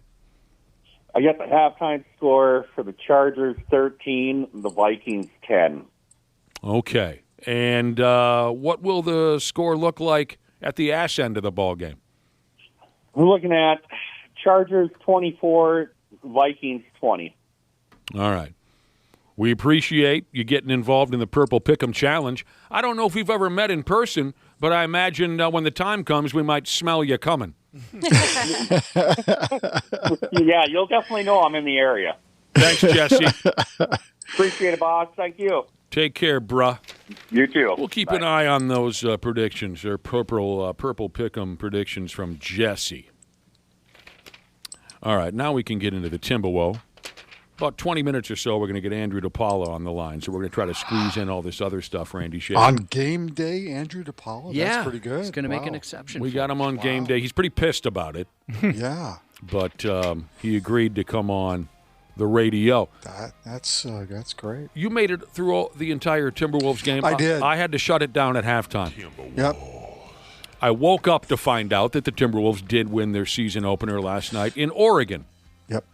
And what I missed out on was Anthony Edwards dumping 41 points on the Trailblazers. Yep. She was a fourth-quarter comeback kind of a thing. What did he have at halftime? 18, 20 points? Yeah, he was in that range. I mean, it was a pretty steady night for him, basically overall. I mean, I didn't think the Wolves played all that well last night, to be honest. My first takeaway is that the Portland Trailblazers, maybe not this year, but at some point, this team's going to be really good. They're so athletic. Oh, my God. Just from Wouldn't what I you saw, agree? I would agree. Just from what I saw in the first half, that team... They're lanky and they're athletic. Yes. And they're... they played really intense defense. Yes, and I think that I think Chauncey Billups, if he can get a couple of more pieces, again, probably not this year, but at some point with Sharp and Grant, Kamara.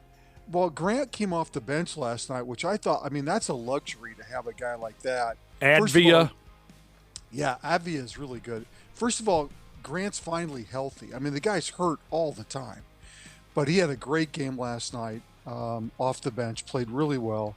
They're just a good team. I mean, they're going to be competitive in the West, which is completely bizarre how good the West is. It's just loaded. We've got some breaking news here, actually, about Chauncey Billups. ESPN is reporting that he was arrested by the FBI for alleged illegal gambling. Is that for real? Not Chauncey Billups. I haven't. You for sure saw that? Are you talking about? There was a guy arrested last night. Rozier was arrested from the Heat. Night. Yeah. Yeah. No, Shams is reporting it from ESPN. ESPN has tweeted from their official Twitter account. Oh, for Christ's sake! Yeah, what's the guy's name you just said a minute ago? Shams. No. The Terry Rozier. I've heard he's been in early this morning. Yeah, as part of a gambling case. Yeah. I've heard lots and lots about this Terry Rozier thing. This is the first I've heard of Chauncey Billups being caught up in it. Yeah, they just posted it a minute ago. Oh, for Pete's sake. Billups arrested. Are you kidding me? Well, then you can forget Portland for this year. He's got bigger problems than finding a couple more pieces. Randy, let's forget everything you just said, unfortunately. Holy mackerel. Nothing That's against crazy. you. Oh, wow. No, they have a good ball club. They do. They're very aggressive, and they create turnovers. Portland looked pretty good, but my God, now the head coach has been arrested. That puts a whole different paint job on things. Yeah. That is hilarious and perfect timing. Yeah. Randy just got done saying, boy, that Chauncey Billups has got something cooking. No, he doesn't. He's in jail. Yeah, that's awesome. Anyway, the Wolves play okay. I mean, Edwards saved them last night down the stretch. I just didn't think they played as well as they can. Okay. But it's game one. Game one. Long way to go. The Wolves play at the Los Angeles. Here's what I love, though, Nick. Terrence Shannon finished the game on the floor. I thought that was a telling sign about where the team is in the development of Terrence Shannon. Christ, just in, Terrence Shannon was arrested last night. Oh, come on. Hey, he's a guy who is going to get better and better and better. He got the most minutes off the bench by anybody on the Timberwolves last night. including Naz Reid. Yeah. He again, I trust the hell out of Terrence this Shannon. young kid, but they do have a lot of trust in him, and he's just so dang athletic. He's just so good. I trust him, and I love to see him out there. And you know what? And we don't need to talk about T.J. Shannon all morning long. But you know what he's really yet to do in an NBA game is throw down a dunk. Edwards puts on such a show when he gets a breakaway and he's got a wide open dunk. The crowd is on their feet. Wait till you see Terrence Shannon when he gets that opportunity. Right. That dude can absolutely tear the rim down, and I'm still waiting for that opportunity for him to show that skill set. They play at the Lakers tomorrow night. There was a lot of talk last night about how Dante DiVincenzo is now the starting point guard, not Mike Conley Jr., and I have no problem with that. I love Mike Jr., but Dante did not play well last night. But I think Dante didn't play well for the first 30 games last year either. 6 turnovers last night. He did not play well. I still think it's going to work itself out just fine. Rob Dillingham, Baby Dill, didn't play. He isn't as developed as they'd like. So that's one little side story on the Wolves is Mike Jr. is going to come off the bench, at least for now. Yeah, and he played 13 minutes, which probably for a guy like Mike Conley that's probably what they're going to get from him this season is 13 to 15 minutes a game. Yeah. Because Shannon's going to take a lot of those minutes away now. And Jalen Clark played a legitimate amount of time last night too. As I look at the Wolves, their bench isn't as strong as you'd like it to be, personally. Okay. Naz Reid, good player for sure.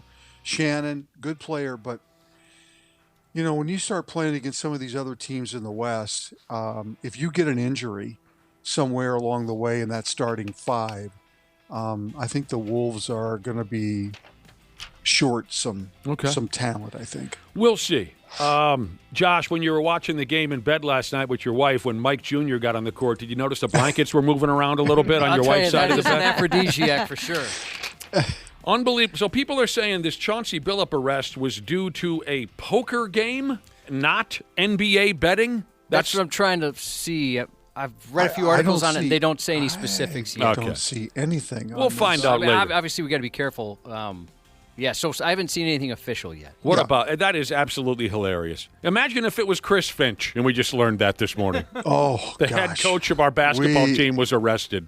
Be going crazy, dude. The Man Bear Pigs were defeated in Newark, New Jersey last night by the Devils. 30 shots on net. Only one of them got past the Devils goaltender last night. New Jersey was able to shut down the Pigs' power play unit. They were 0 for 3 in that department. New Jersey's won 6 in a row after losing the opener. Matt Boldy was the only swinging D to get on the board in the third period. Up next, the Pigs come home for a few in a row. Starting with the game, oh, Jesus, Randy, you've been wanting to go to a game all year so far. They have a game Saturday night against Utah. Oh, can't wait. So according to frontofficesports.com, yes, it was not related to betting on games, his arrest. Unbelievable. That's all I don't even care what he did. This is just so funny the way it's worked out this morning. What are you doing, Chauncey Billup? What's the matter with you? All right, I'm a little burned out on this song and dance, and I don't even really understand it, but I'll go ahead anyway. Blue Jays fans are concerned that the Drake curse will murder their ball club. It's kind of funny. People say that the Drake curse Drake is a singer. Yep, rapper. A rapper? Yep. People say that the Drake curse in past years has gone ahead and doomed the Dallas Mavericks, Edmonton Oilers, Toronto Maple Leafs, University of Georgia football, Alabama football, Kentucky baseball, of all things, Kentucky baseball, and others. And so tell me if I'm off base here. I think the gimmick is if this Drake fellow wears your team's sweater or jersey, that team loses the big game or series. That's kind of been the case a lot of times, yeah. That's all it is? He shows up courtside to random big-time final games or playoff games supporting the local team, and they usually crap the bed. Okay. It also says here, Dodgers fans are feeling optimistic since one of their backers is Kendrick Lamar. So what is that supposed to mean? Kendrick Lamar kind of won the feud with Drake. Kinda. Yeah, he he buried him. That's weird how heated that got between fans of both. Oh, yeah. Did you guys take a side? Yeah, Kendrick. All day. Oh, yeah, Drake's a bitch. I didn't know you guys were that passionate about Oh, it. yeah, I couldn't really tell you much about either one. No. I absolutely love Kendrick Lamar. No, I don't know what these guys... I thought Drake was beloved. He's not, huh? No. Oh, by some people. Stupid Degrassi. Grass? The Canadian Degrassi. sitcom he was on when he was a kid. He was on a Canadian... Oh, I didn't know he was a kid star. Well, I think ridiculous, a teenager, but yeah. A Canadian sitcom. Yeah. Tomorrow is Drake's birthday. He'll be 39 years old. Don't care. Oh, you really don't like this Drake character. Do you care that Dave's Hot Chicken is giving away free sliders in honor of Drake's birthday tomorrow? Oh, I do love them. See, now you don't know what to do. Yeah, what did they do for Kendrick Lamar? They didn't do Dick Tracy for Kendrick Lamar because he's a bitch. We got a rap feud in the building right now. Anybody who's on a Canadian sitcom is a friend of mine. I'll tell you that right now. They make some good ones.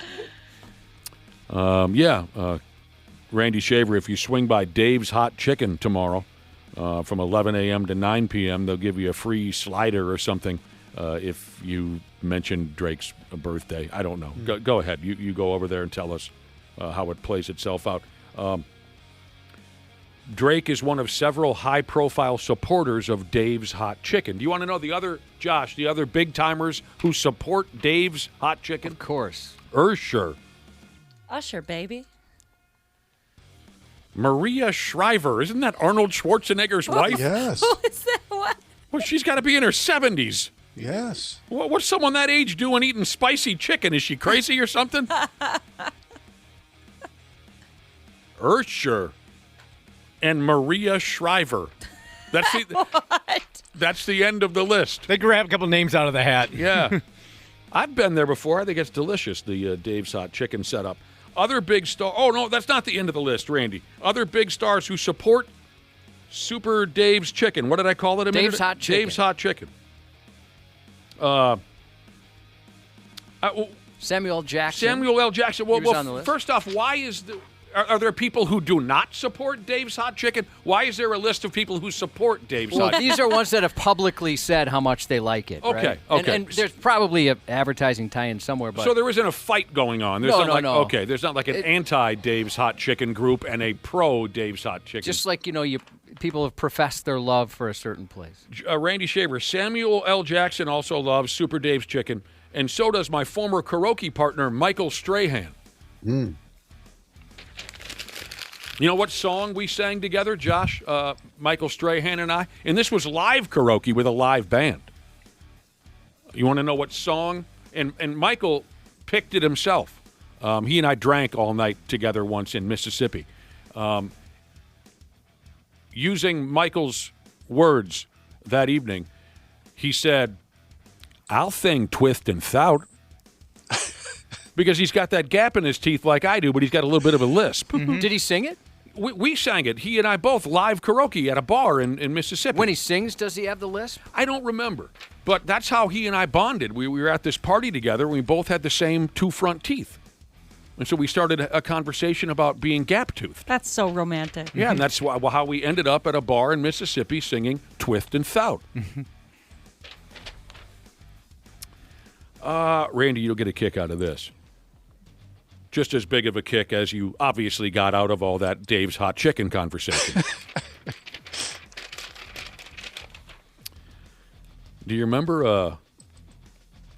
a journeyman pitcher who got a few innings in with the Twins this year, Jose Urena? Oh, sure. Yeah.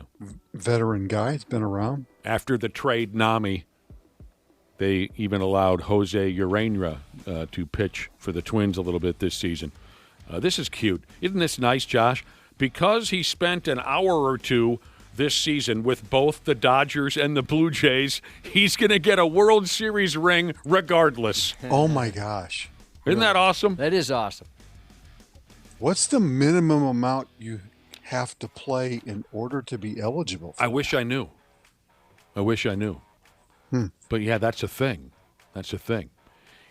All I can tell you is this, in the NHL, unless a rule has changed, in the NHL, that's why sometimes during the Stanley Cup Finals, you'll see a couple of guys get some ice time, and you'll be hollering at the television, what the hell's that guy doing on the ice? He's a JV guy, right? This is the Stanley Cup Finals. What are they playing that guy for?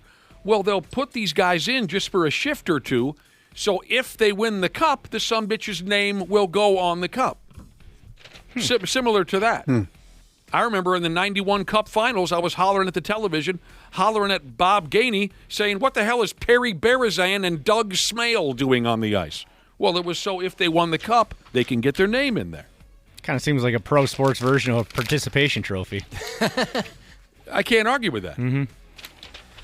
Hey, the word is the Los Angeles Angels of Anaheim in the greater Orange County area, public and parochial, are going to go ahead and hire one of my favorite former Twins to be their next manager, and that's Hawaiian Punch himself, Kurt Suzuki. That's cool. I love that guy. Me too. Has no managerial experience, too. Nope. No professional coaching experience at all. Wow. But he has spent the last 3 years as a special assistant to the Angels general manager. The University of Tennessee's baseball coach, a guy named Tony Vitello, has been named the new manager of the San Francisco Giants. And sort of like Hawaiian Punch, this is the first time a big league team has hired a manager directly from a college program without any experience as a professional coach. Wow. They're breaking new ground all over the place. That's Buster Posey out there in San Francisco. Hands down Rookie of the Year, wasn't he, Josh? Heck yeah. 2010, Buster Posey. That's a gutsy move. Yeah, they're breaking new ground all over the place with coaches and referees and everything. This Vitello guy, apparently he's kind of a nut job. So keep an eye on that prick when the baseball season comes around again. Apparently he's kind of a whack bag. He hollers out, says what he wants, and then pays the consequences later. He won the College World Series in 2024, but he has zero experience as a professional baseball coach. Replacing Bob Melvin, who had an 81-win and 81-loss season. That wasn't good enough. Get Bob out of here. What, we only finished 500? Fire Bob. Here's a listener who says, Tony Vitello is the greatest college baseball coach of all time. Well, wait a minute. What about the guy we got here at the University of Minnesota a few years ago? He quit. John Anderson. John Anderson. Yeah. Wow. I'm getting a couple texts here from college baseball fans who think the world of Tony Vitello. I look forward to seeing what the guy's got to offer, especially with the mouth. Like I said, the rumor is he comes off cute at the mouth quite often, like an Ozzie Guillen type. Twins had a conversation with Torrey Hunter about their managing gig, and he told him he wasn't interested. That's according to a story I read. Really? Good. Yeah, I don't blame the man. I'm happy about that. I would have liked to see him, though. I'd have loved to have seen Torrey. Selfishly. Under different circumstances, yes, would have loved to see him. Yeah. Not under these circumstances, no. I understand. You made that point a couple weeks ago, and it made total sense. Right now, the team is such a friggin' train wreck. You don't want to see Torrey get his ass kicked up and down. And the legacy and everything. Josh can tell you all about legacy. Josh is legacy. Right. No. But it was a pretty good story. A friend of mine, he was a bench warmer on his high school hockey team. Yeah. And his son ended up going to his school, and he said it was just kind of nice to, carry on the legacy. And all of us looked around like, wait a minute, don't you have to do something significant to create a legacy? Yes. Right. It's not just go to the same school. His son ends up playing hockey at the same school that Dad did, and Dad said, it's just nice to see the legacy carry on. Yeah. How do you not bust out laughing? Everybody right was there? talking. Well, it was more just confusion. More confusion. Like, were you thinking maybe he was joking? No. Oh, if you knew the guy, you knew he wasn't joking. The legacy. It's hilarious. But I'm with Smashley. I would just love to see Torrey wearing that Twins uni again, popping off at umpires. You know, the press conferences, I'm sure, would be hilarious and entertaining, and he's just so damn good looking. So, currently, Torrey is working for the Los Angeles Angels, some kind of special assistant where I think he just goes to fundraisers and drinks and whatnot and tells stories. And good for him. Don't know if he'll keep that gig, but it says here, at least maybe this is the kind answer to the question as to why Torrey turned down the Twins. He spends most of his time in California now, doesn't want to uproot his family. I saw Torrey and Kent Herbeck once host a game show at Twins Fest, and those guys were an absolute riot, as you can imagine. I'm sure. Oh, it was so fun. It was so entertaining. bet. They could do that professionally. They were so good at it. And I bet they played their roles perfectly. Oh, they were awesome. Yeah. Torrey, you go ahead and be the kind of the standout joke maker, and Kent can sit back and be like the gruff old guy. That's exactly what it was. There you go. His dry humor, it was so good. There you go. Yeah, I'd still like to see Torrey put that jersey on one more time. Randy Shaver, give us a quick update on high school football before we start rapping with Andrew DePaola. High school football, the Class 6A state tournament begins tomorrow night. So What? all State of the tournament? Well, they have a unique 32-team tournament, and it's really a state tournament. There's no section play in Class 6A football. But we won't see the final games until right around Thanksgiving, like we always do. But it's a state tournament. Because Elimination. They don't have to win their way to state. Everybody's in the same tournament. Oh, okay. So they open up tomorrow night. Just 6A is playing tomorrow. Where do they play? At the higher seeds. Oh, okay. It's not. So Wyzetta won't be at home, Nick. Okay. I don't know what that means. That means that they didn't have a good enough record. Oh, they to be at didn't. home. I haven't followed high school football since you were in high school. I was in high school. No, okay. So they're not playing. And even then, it was iffy. Even then, I was fairly drunk at most of the games. So they don't play at the new Metrodome. They're still playing at their home ballparks and whatnot. For right now, gotcha. Yes, until mid-November. Okay. And then Saturday, Class 5A through 9 player will all play their section semis, and so 99% of all the games will be played in the afternoon on Saturday, and the winners of that and the winners on Friday night will all play on the same night. On Halloween night, that'll be the section final night. So it's a busy month of October to get to. Once we get through October, then everybody's going to state at that point that's still alive and playing. Real quick, a listener texted in and wants to know if you know anything about Red Lake High School's football team losing 150 straight games. Yeah, Red Lake has, well, it's not really documented anywhere that I can find where that number is exact. But Red Lake has not won a football game in more than a decade, easily. They just got beat by Red Lake County in the section playoffs on Tuesday night. They lost by 55 points. Yeah. Yes, it is the longest losing streak in Minnesota, we just don't have it documented as to how many games it is. That sucks. Yeah. But I bet the kids kind of wear it as a badge of honor a little bit, right? Well, you got to at that point. I don't know about that. I mean, you got to embrace it after 150 straight games. What the hell? It's just, I mean, all I'm saying is I bet after that many losses, I don't think you take it too hard, you know? Yeah. Get used to it. You get used to it. And you start to kind of embrace it. It would be fun to see the reaction after that first win, though. They'd go nuts. Everybody in town's getting action. To quote one of Randy Shaver's old coworkers, they'll be dancing in the street. That's correct. Of Red Lake.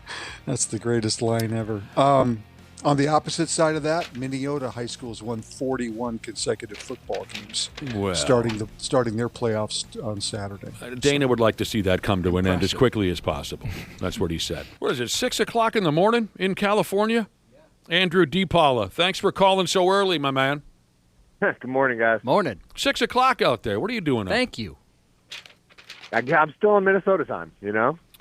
Are you an early riser anyway, naturally? Got kids. I mean, I guess with the kids, you kind of have to be. What about before that? Because I don't have any kids. I hate getting out of bed for any reason. I mean, yeah, I was always like a morning person, early wake-up guy. Always went to bed early. We could never be roommates. As a professional. That's the reason why. Yes. Well, you guys don't think I'd like Andrew? Sure. We were just talking, Andrew DePaola, about a local high school football team that's lost 150 ball games in a row. Oof. As a professional, what would you say if you had that locker room? If you had that locker room's attention, what would you say to a club that's lost 150 games in a row?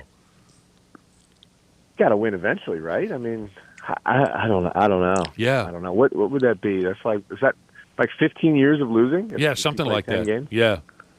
Wow. Maybe tell them to try a new sport. Yeah. Hand them lacrosse sticks or something. At what point does it become like you're trying to lose? Because I think you can fall into a win. I think you're right. I think maybe this is their claim to fame. Let's just go with it. Think about this. Underwhelmingly optimistic, Jesus said, if you win one game, you'll go out as the winningest coach in school history. What an honor that would be. It would just take one victory. Sometimes the graduating class will tell, hey, we were conference champions 3 years in a row. You don't screw this up for the rest of us, you young kids, Keep the streak going. Maybe it's the opposite. All the older people are like, you keep that losing streak going, boys. We're proud of that. There could be pressure from alumni, you're saying? Pressure from alumni? Don't make us look bad. But that's no winners in this town. Yeah. That's tough. That's a pressure-packed situation to even have to address that club and try to inspire them. I mean, 150 losses in a row. Their dad never won a game. Their uncle never won. The whole town. Oh, man. So there you are out in sunny California, huh, Andrew? What do you make of it? It's sunny. Yeah. It's nice. Good weather. I don't know. I haven't really done too much exploring. Yeah, I suppose you got a busy week with the short week. Yeah, short weeks are always, I don't want to say tough, but you got to get a certain amount of stuff in and not a lot of time. So you kind of got to use the most of the time that you have. I mean, Jesus balls, between flying to London and England and now a Thursday night game, you got to be pretty aggravated at this point. It's part of the job. I mean, Yeah. It's a lot of travel, but it's part of it. And you know that when the schedule comes out, we all look at it and see where do we have to go, what time of year do we have to go there, and, Yeah. just part of it. Thursday night football, Vikings Chargers tonight around 7 o'clock. What kind of little games and whatnot do you guys play in the locker room and whatnot when you have some free time? Because I was just reading that the Baltimore Ravens lost their ping pong and cornhole privileges because they're not playing football very well so far this season. Do you guys have do you have pinball machines? What do you got in that fancy schmancy clubhouse over there in Egan? The only thing we have in our locker room is we have like a little, not like a putting green, but one of those putting strips, that leads up to like a putting hole. Yeah. We have one of those, and we have like a little mini like basketball hoop that like you only shoot on. No one really plays; you just shoot at it. Oh, that's fun. I love Papa Shot basketball. That's one of my fields of expertise. I feel I can beat anybody in the world at Papa Shot basketball. So it sounds like you have kind of a modest setup compared to some other clubs. I was reading that the Ravens had their head coach took it away. They had a ping pong table, they had cornhole, a basketball hoop, like you mentioned, Andrew, and video game consoles. Video games. Dang. But after they lost a week ago or so to Kansas City, the head coach, John Harbaugh, rented a friggin' dock truck and cleared all that stuff out of the... No toys for you. Nothing. Wow. And so they walked into the locker room and everything was gone? Everything was gone. Oh. That would have been awesome if one of them threw one of those big tantrums that you would throw when you're a kid and you get your toys taken away. Yeah. Laying on the ground, refusing to move, trying to drag him out of there. Spinning around, screaming. And I guess this hub originally started when their punter, leave it to the special teams guys, right, Andrew? Oh, man. The punter for the Ravens, a character by the name of Jordan Stout, he showed a video on Instagram of Lamar Jackson playing one of their video games, and he captioned it, "Hard at work." So he's just joking around. He's joking around. I guess that Harbaugh didn't like the vibe that gave off. They lose to Kansas City, and he cleared everything out of there. Yeah, that's not a great look. I mean, I get that. Like, you don't really want to, in their situation, you don't want to post that and say, like, hard at work. Just, read the room. Read the room. Come on, George. Yeah, I get it. Which of those little games do you think you could just whoop ass at if the Vikings facility suddenly became so fancy schmancy? Let's go ping pong, cornhole, the mini hoop, or is there a video game you think you could whoop ass at if you had to choose one? It's definitely not video games. No chance. No. Ping pong, I think I could take some people in ping pong for sure. Yeah. Maybe cornhole. Yeah, have you had that, outdoor weekend party that we've all experienced where you kind of just chill out in the backyard and throw bags? Yeah, I mean, who hasn't? Yeah. Did you get burned out on it right away? We all kind of collectively agree that cornhole is something that you experience once and then you really never want to do it again. Yep. No, I mean, I don't have a set at home. I don't really get to play too often with people, so I feel like I get like a decent dose of it every time I play it, where I enjoy it, but I still want a little bit more later on. Okay.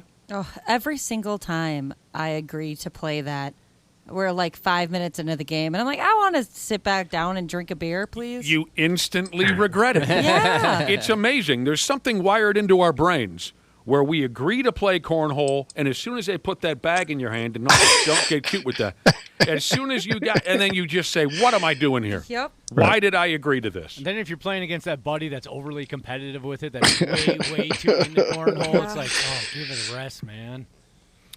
So what a disaster over there in Baltimore, man. No more fun in the locker room. What about you, Randy Shaver? Ping pong, cornhole, mini hoop, or a stand-up video game? You guys had a ping pong table at Care 11, didn't you, Randy? Oh, sure. Yeah, they still do. I would say I'm probably pretty decent at all three, but I would say ping pong is probably the better of the three.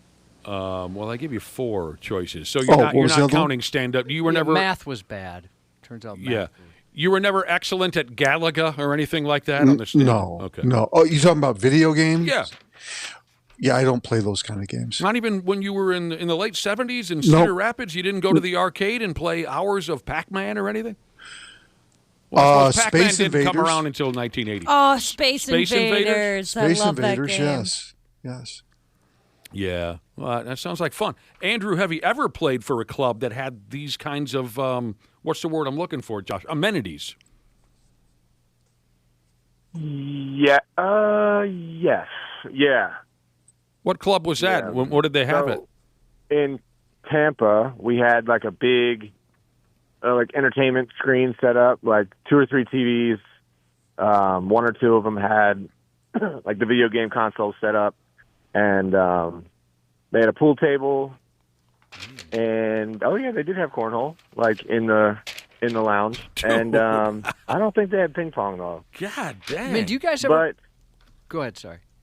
I was just saying, like with some of these teams, like the specialists, we have a ton of free time because we don't meet nearly as much as the other players.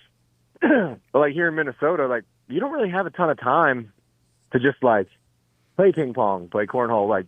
Get on and play like a video game real quick against we're kind of like, we're meeting, we're doing stuff, we're doing lifts, rehab, treatment, practice, more like we've got like a pretty packed schedule. So my whole thing is like, when do teams find this time? Yeah. To like do this stuff in the locker room or in their player lounge or wherever they have it, this stuff. Like it's just, I don't know, where did Lamar find the extra however many minutes to play that video game or whatever? Yeah, I don't know. I mean, maybe it's at the very end of the day. You know what I imagine, Josh? These are the married guys who don't want to go home. Yeah, I agree. I just need a few minutes to myself here. Right.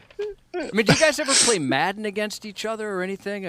I know some people take it pretty seriously. It seems like we hear some athletes that aren't happy with their ratings, and they'll make that public. I think there's a group of guys that'll get on, like a certain night of the week, and they'll all play with or against each other. So nothing too serious. It's not like you all play or anything. I don't play Madden, but I know there's like a group of guys that do. Gotcha. $100 a snap. Every play is worth $100. And we're talking with Andrew DePaola here, long snapper for the Minnesota Vikings, and we wanted to ask you something, Andrew. We were talking a couple days ago about this K-ball gimmick, and you explained all of this to you explained all of this to us at the start of the season. Now, I was saying a couple days ago, I mean, kickers these days are like killer cyborgs. I mean, they're just 61-yard field goals. And the K-ball is making a difference in the results, Andrew DePaola? I think it's helping. Yeah, I don't think it's the main factor, but I think it's helping. Yeah. And the theory is you keep the ball that's going to be ended up used for a field goal. You keep that kind of away. It's nicely cleaned. What is the K-ball thing again? Yeah, so whenever there's a kicking play, the refs will take out the QB ball and they will put in your team's kicking ball. Okay. And then you have them. You have three of them, and you mark them ball 1, ball 2, ball 3, and then it's known you always use ball 1 until you can't, and then you throw in ball 2, and then you throw in ball 3. But you always use ball 1 as long as you can. Okay. The question we had earlier this week is: are punters seeing extra success with the K-ball thing the way it seems kickers are? Are we seeing longer punts, more accurate punts? I actually haven't even looked and haven't even thought about that. So okay, that's something I'll actually have to take a look at. And if a kicker, Andrew, if your kicker, Little Willie over there, if he ends up hitting like an all-time record kick, and I think the record right now is 66 yards, is that correct, everybody? Anyone know the Yep. I think that's it. Andrew says yes. If a kicker hits an all-time record kick, does the long snapper and the holder get into the record books as well? Do you know what I'm saying? Ooh, good question. Yeah. I don't think so. I don't think so either, because I've looked at the record. Shame. Yeah, I've looked at you the record, deserve but some it just credit for says, that. longest kick ever, whatever, Justin Turner, whoever it is. They make no mention. I think you should bring that up at the next league meeting or something. Yeah, the next long snapper meeting in the NFL. Good point. I think it's worth it. Yeah, if you screw that up, that record's not going to happen. You're a big part of it. It starts with you. You and the holder's name should also be in the record books. You guys are making too much sense right now, and I think I'm going to bring that up. Good. I mean, it is. It's unbelievable watching what these kickers can do now. Yeah. I think a lot of it, too, now with the balls is the kickers have a ton more confidence going into the game with the balls they're using. Sure. Just being like, okay, I know how this ball is going to fly. I like this ball. I picked this ball. So I think that has a lot to do with it as well. Yeah, it gives you confidence. Your mind is a little more settled going into the situation, knowing that this ball is in pristine shape, in exactly the shape that you and your teammates want it to be. Mm-hmm. So there you go. Finally, Andrew DePaola, this year going on your third straight Pro Bowl appearance. If you make it this year, would that be your third straight? Fourth. Fourth straight. Wow, we have really helped you. Started since I've been on the show, so yeah, got to be a correlation. There's no question about it. I don't know if this matters at all to you, but your commissioner over there, Roger Goodell, announced that the Pro Bowl games have now been moved to a few days before the Super Bowl.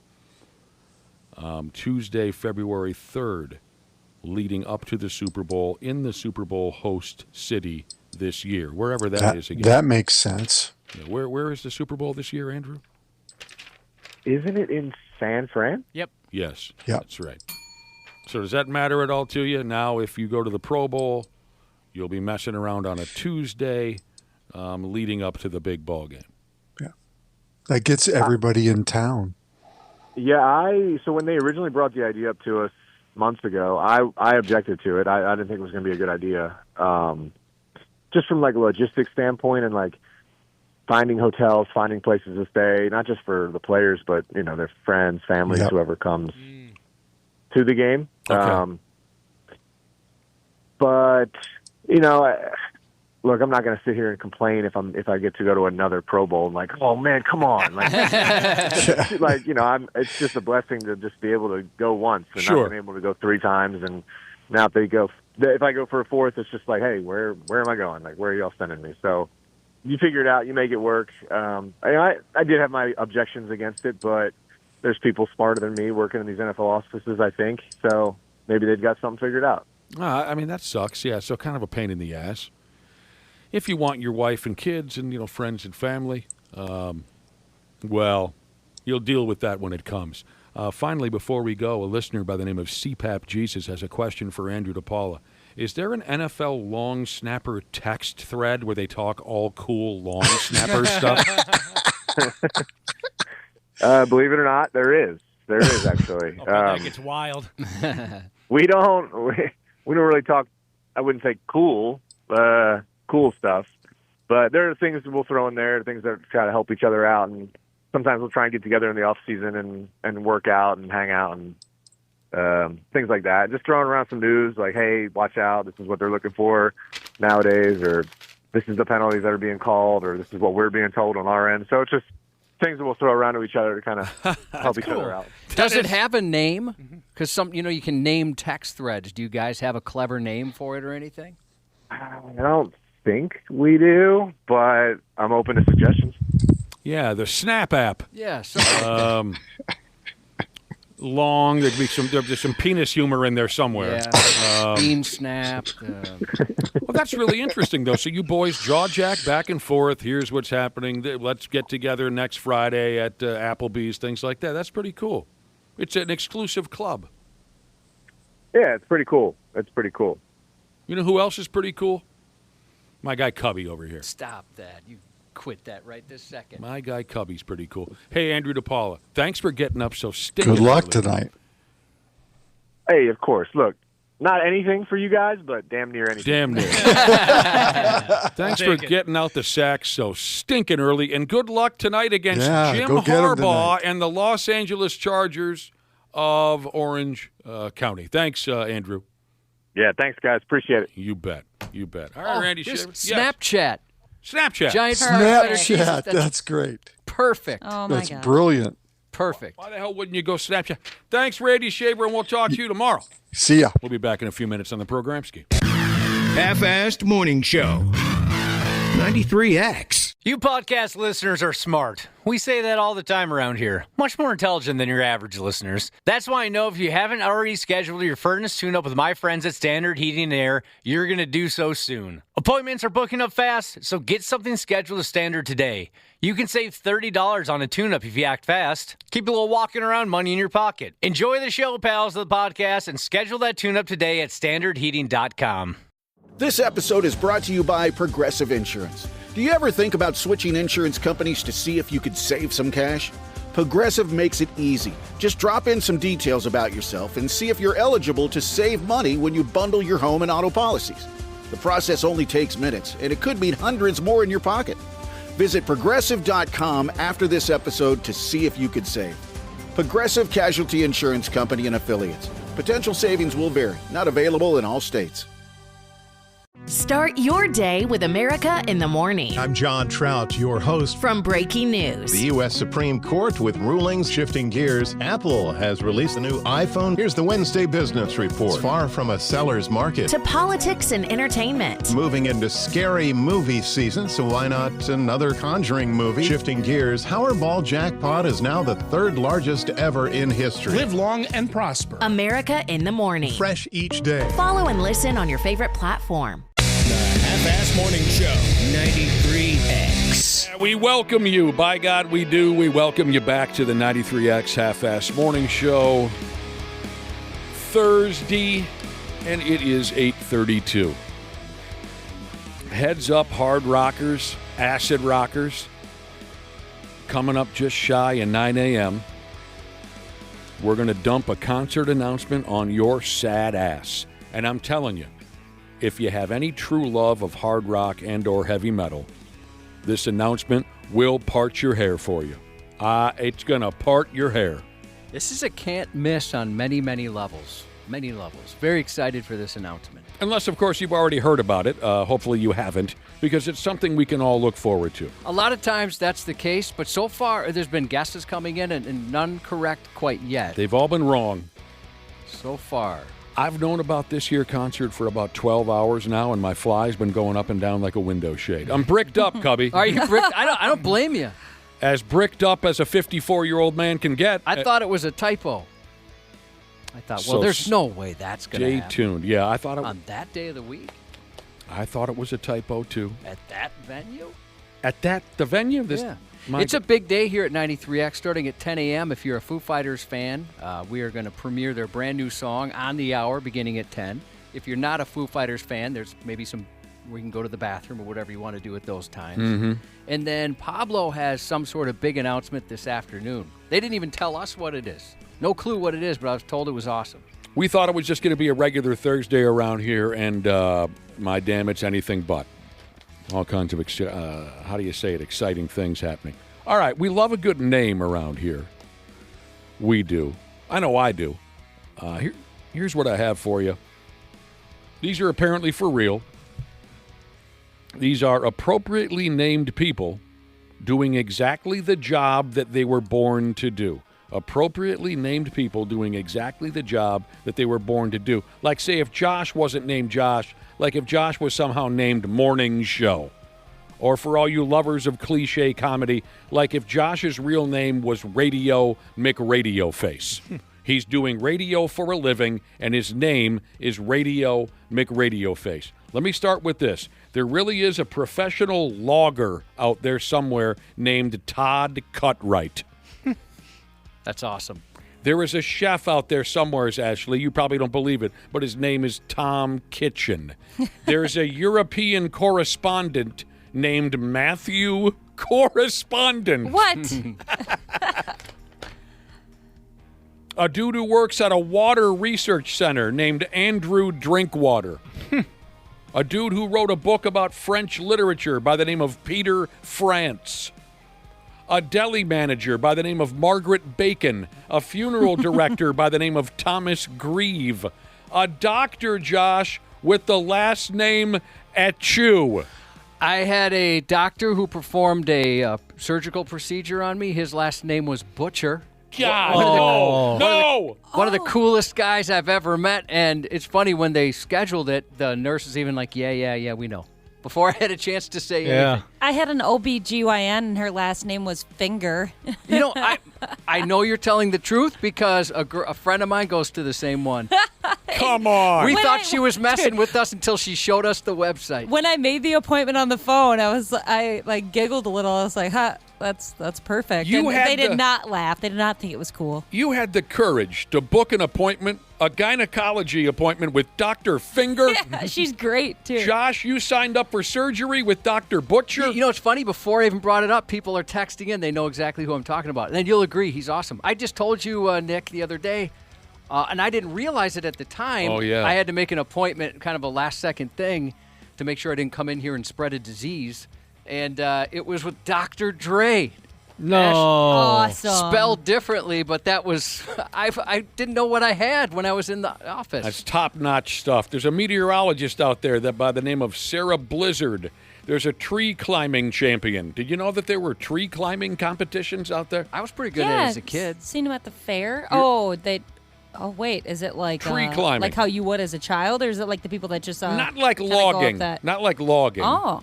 They just climb a stinking tree. That's cool. They got a pair of tennis shoes on and a little pair of shorts. Ready, set, go. You climb a tree. There's a tree climbing champion out there by the name of Scott Forrest. You were pretty good at climbing trees as a kid? Yeah, well, that was pretty much, we didn't have a Nintendo or anything, so we did a lot of tree climbing. An eye specialist named Dr. Seawright. A gastroenterologist named Dr. Butt. There's a doctor out there named Dr. Doctor. There's a cashier named Ka-Ching.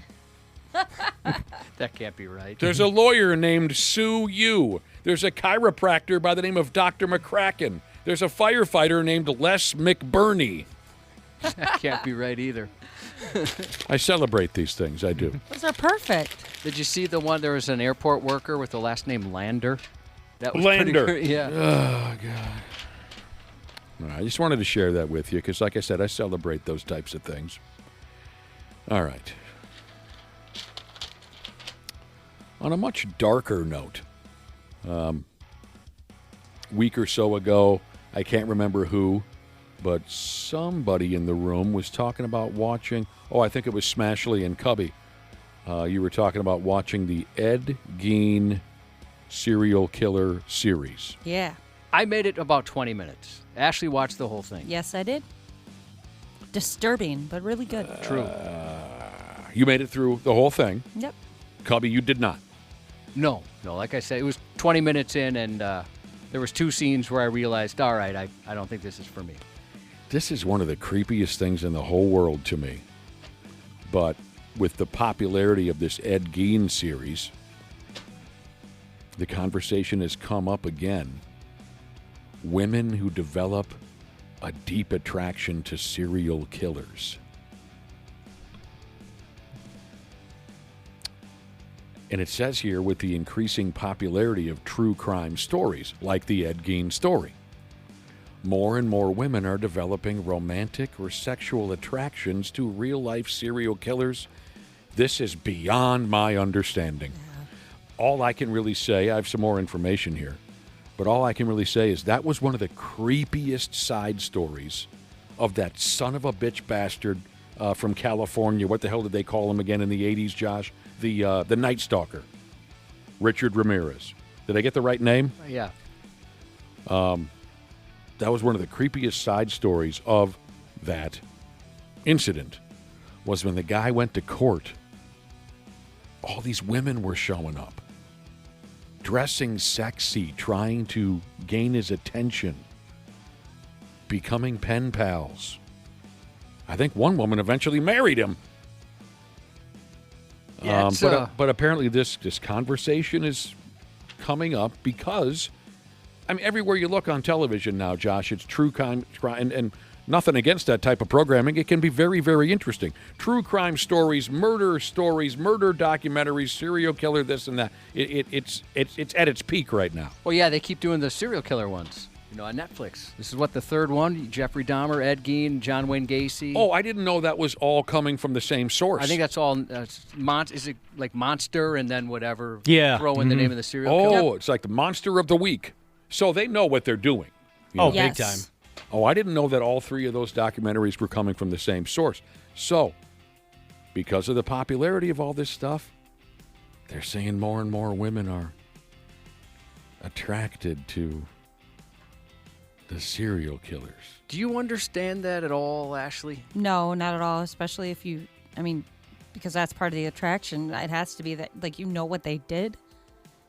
I don't know. And they're famous sick. or infamous, maybe would be a better way to put it. Everyone knows the bad boy thing works to a certain extent, but this is pushing it, obviously. Yeah, we're not talking about a guy, sick to my stomach. a guy who might cheat on you and drink a little too much now and again. That this is going beyond the bad boy. I can't remember the name of there's a name for women like that. Oh, I have it here. Crazy. Yeah.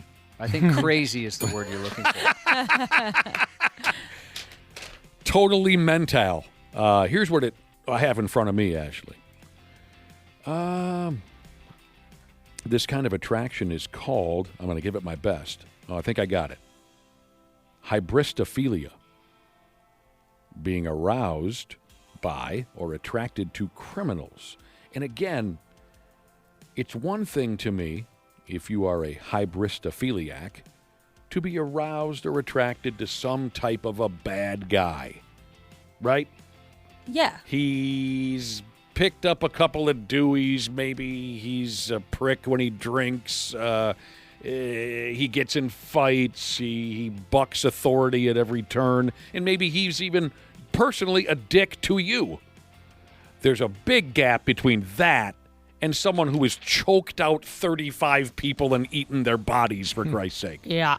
So this stuff is just beyond. I mean, you guys know I'm pretty much all bad boy. Yeah. Oh, so I've met some women like this where even I have to say, hey, I don't know if I'm right for you.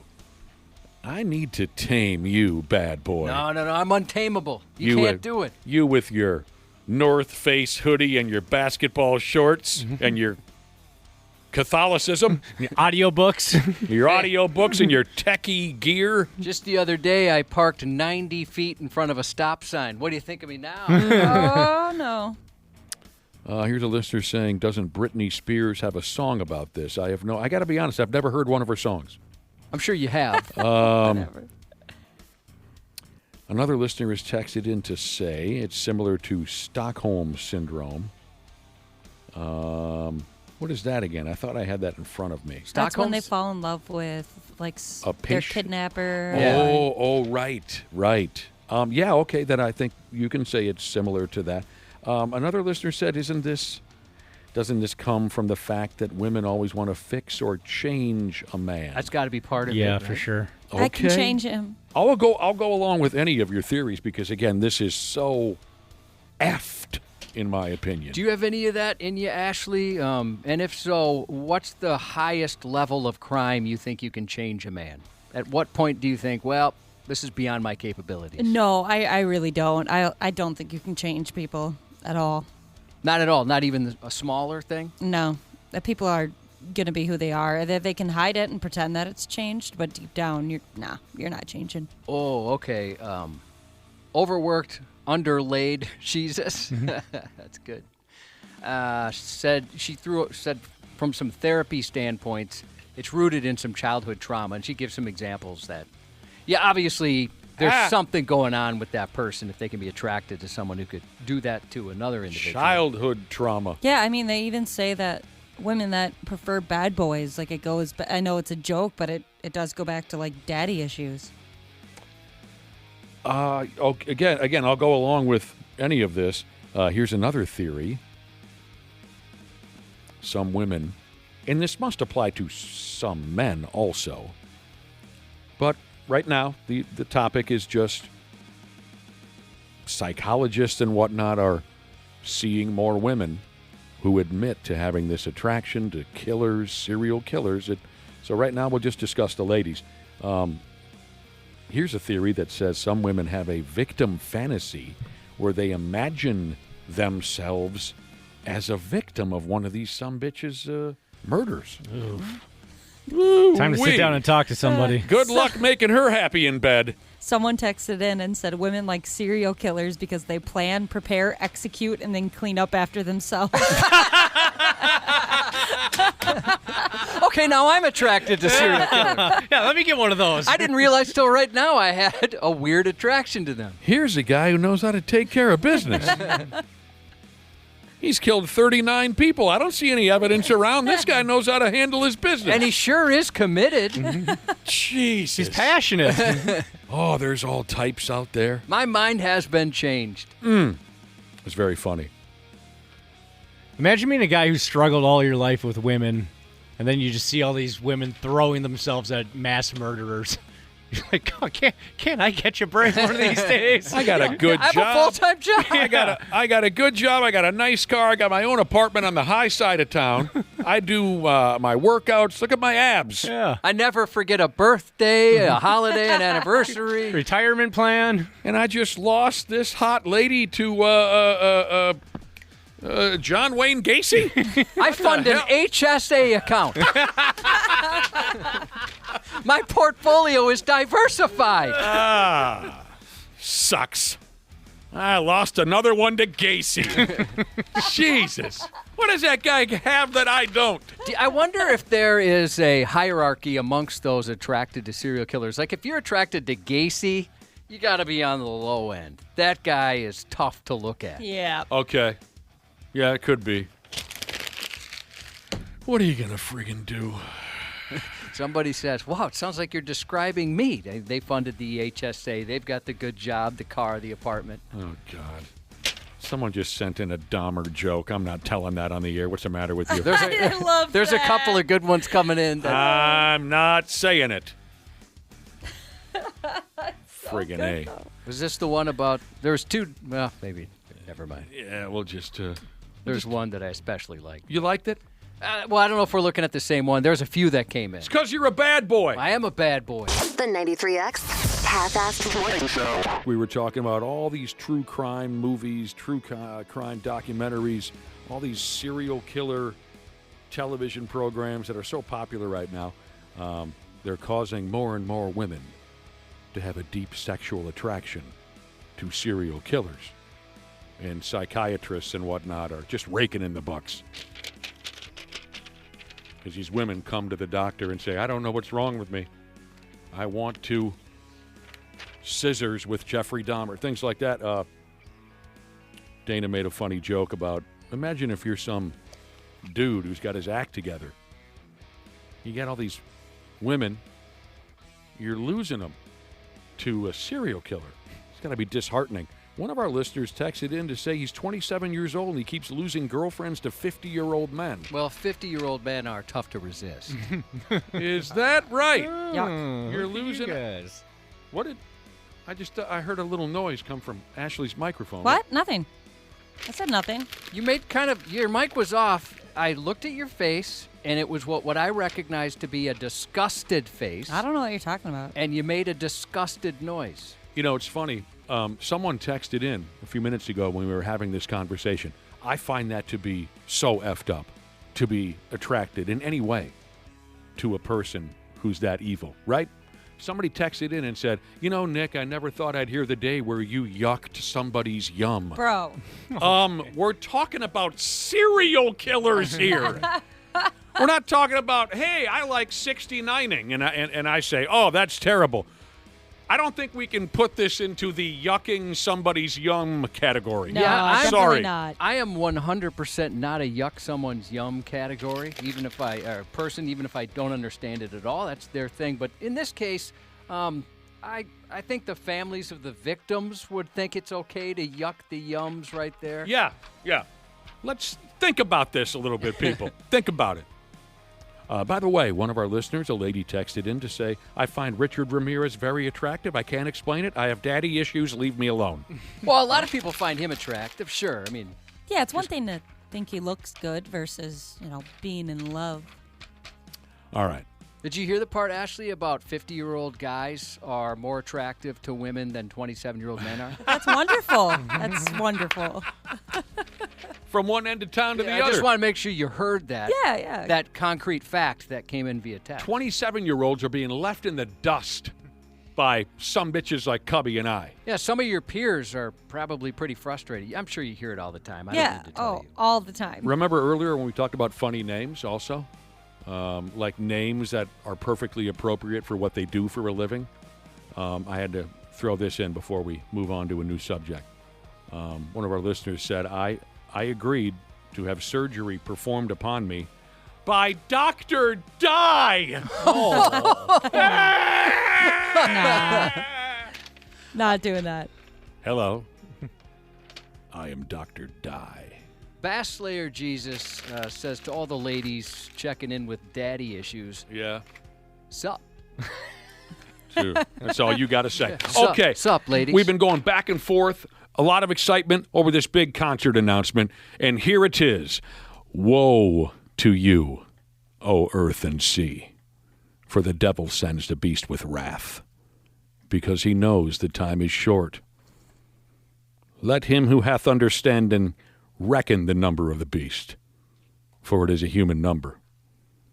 Its number is 666. Iron Maiden's coming back to the Twin Cities with their support act, Megadeth. That's incredible. Are you friggin' kidding me? That is a dream concert once again. They're calling it their Run for Your Lives World Tour 20 and 26, heading to the brand new outdoor Mystic Lake Amphitheater Saturday, September 19th, 2026. 93X will have Win Them Before You Can Buy Them tickets all week and next week. Listen to win or go to our app to enter. Tickets go on sale Friday on Halloween. Go to 93x.com for more information. Iron Maiden's coming back to the Twin Cities, and they're bringing friggin' Megadeth with them. Hey, last time you get a chance to see Megadeth, they say they're wrapping it up. It's a Saturday night, and have you seen the renderings for that new amphitheater at Mystic Lake? No. It looks awesome. Oh, it's incredible. Yeah, I read some early, reviews just from people that have looked at the plans and said the way this is set up, it's going to be a great place to see a concert. So I can't think of a better note to close the show on. Yeah, that's awesome. Half-assed morning show. 93X. You podcast listeners are smart. We say that all the time around here. Much more intelligent than your average listeners. That's why I know if you haven't already scheduled your furnace tune-up with my friends at Standard Heating and Air, you're going to do so soon. Appointments are booking up fast, so get something scheduled with Standard today. You can save $30 on a tune-up if you act fast. Keep a little walking around money in your pocket. Enjoy the show, pals of the podcast, and schedule that tune-up today at standardheating.com.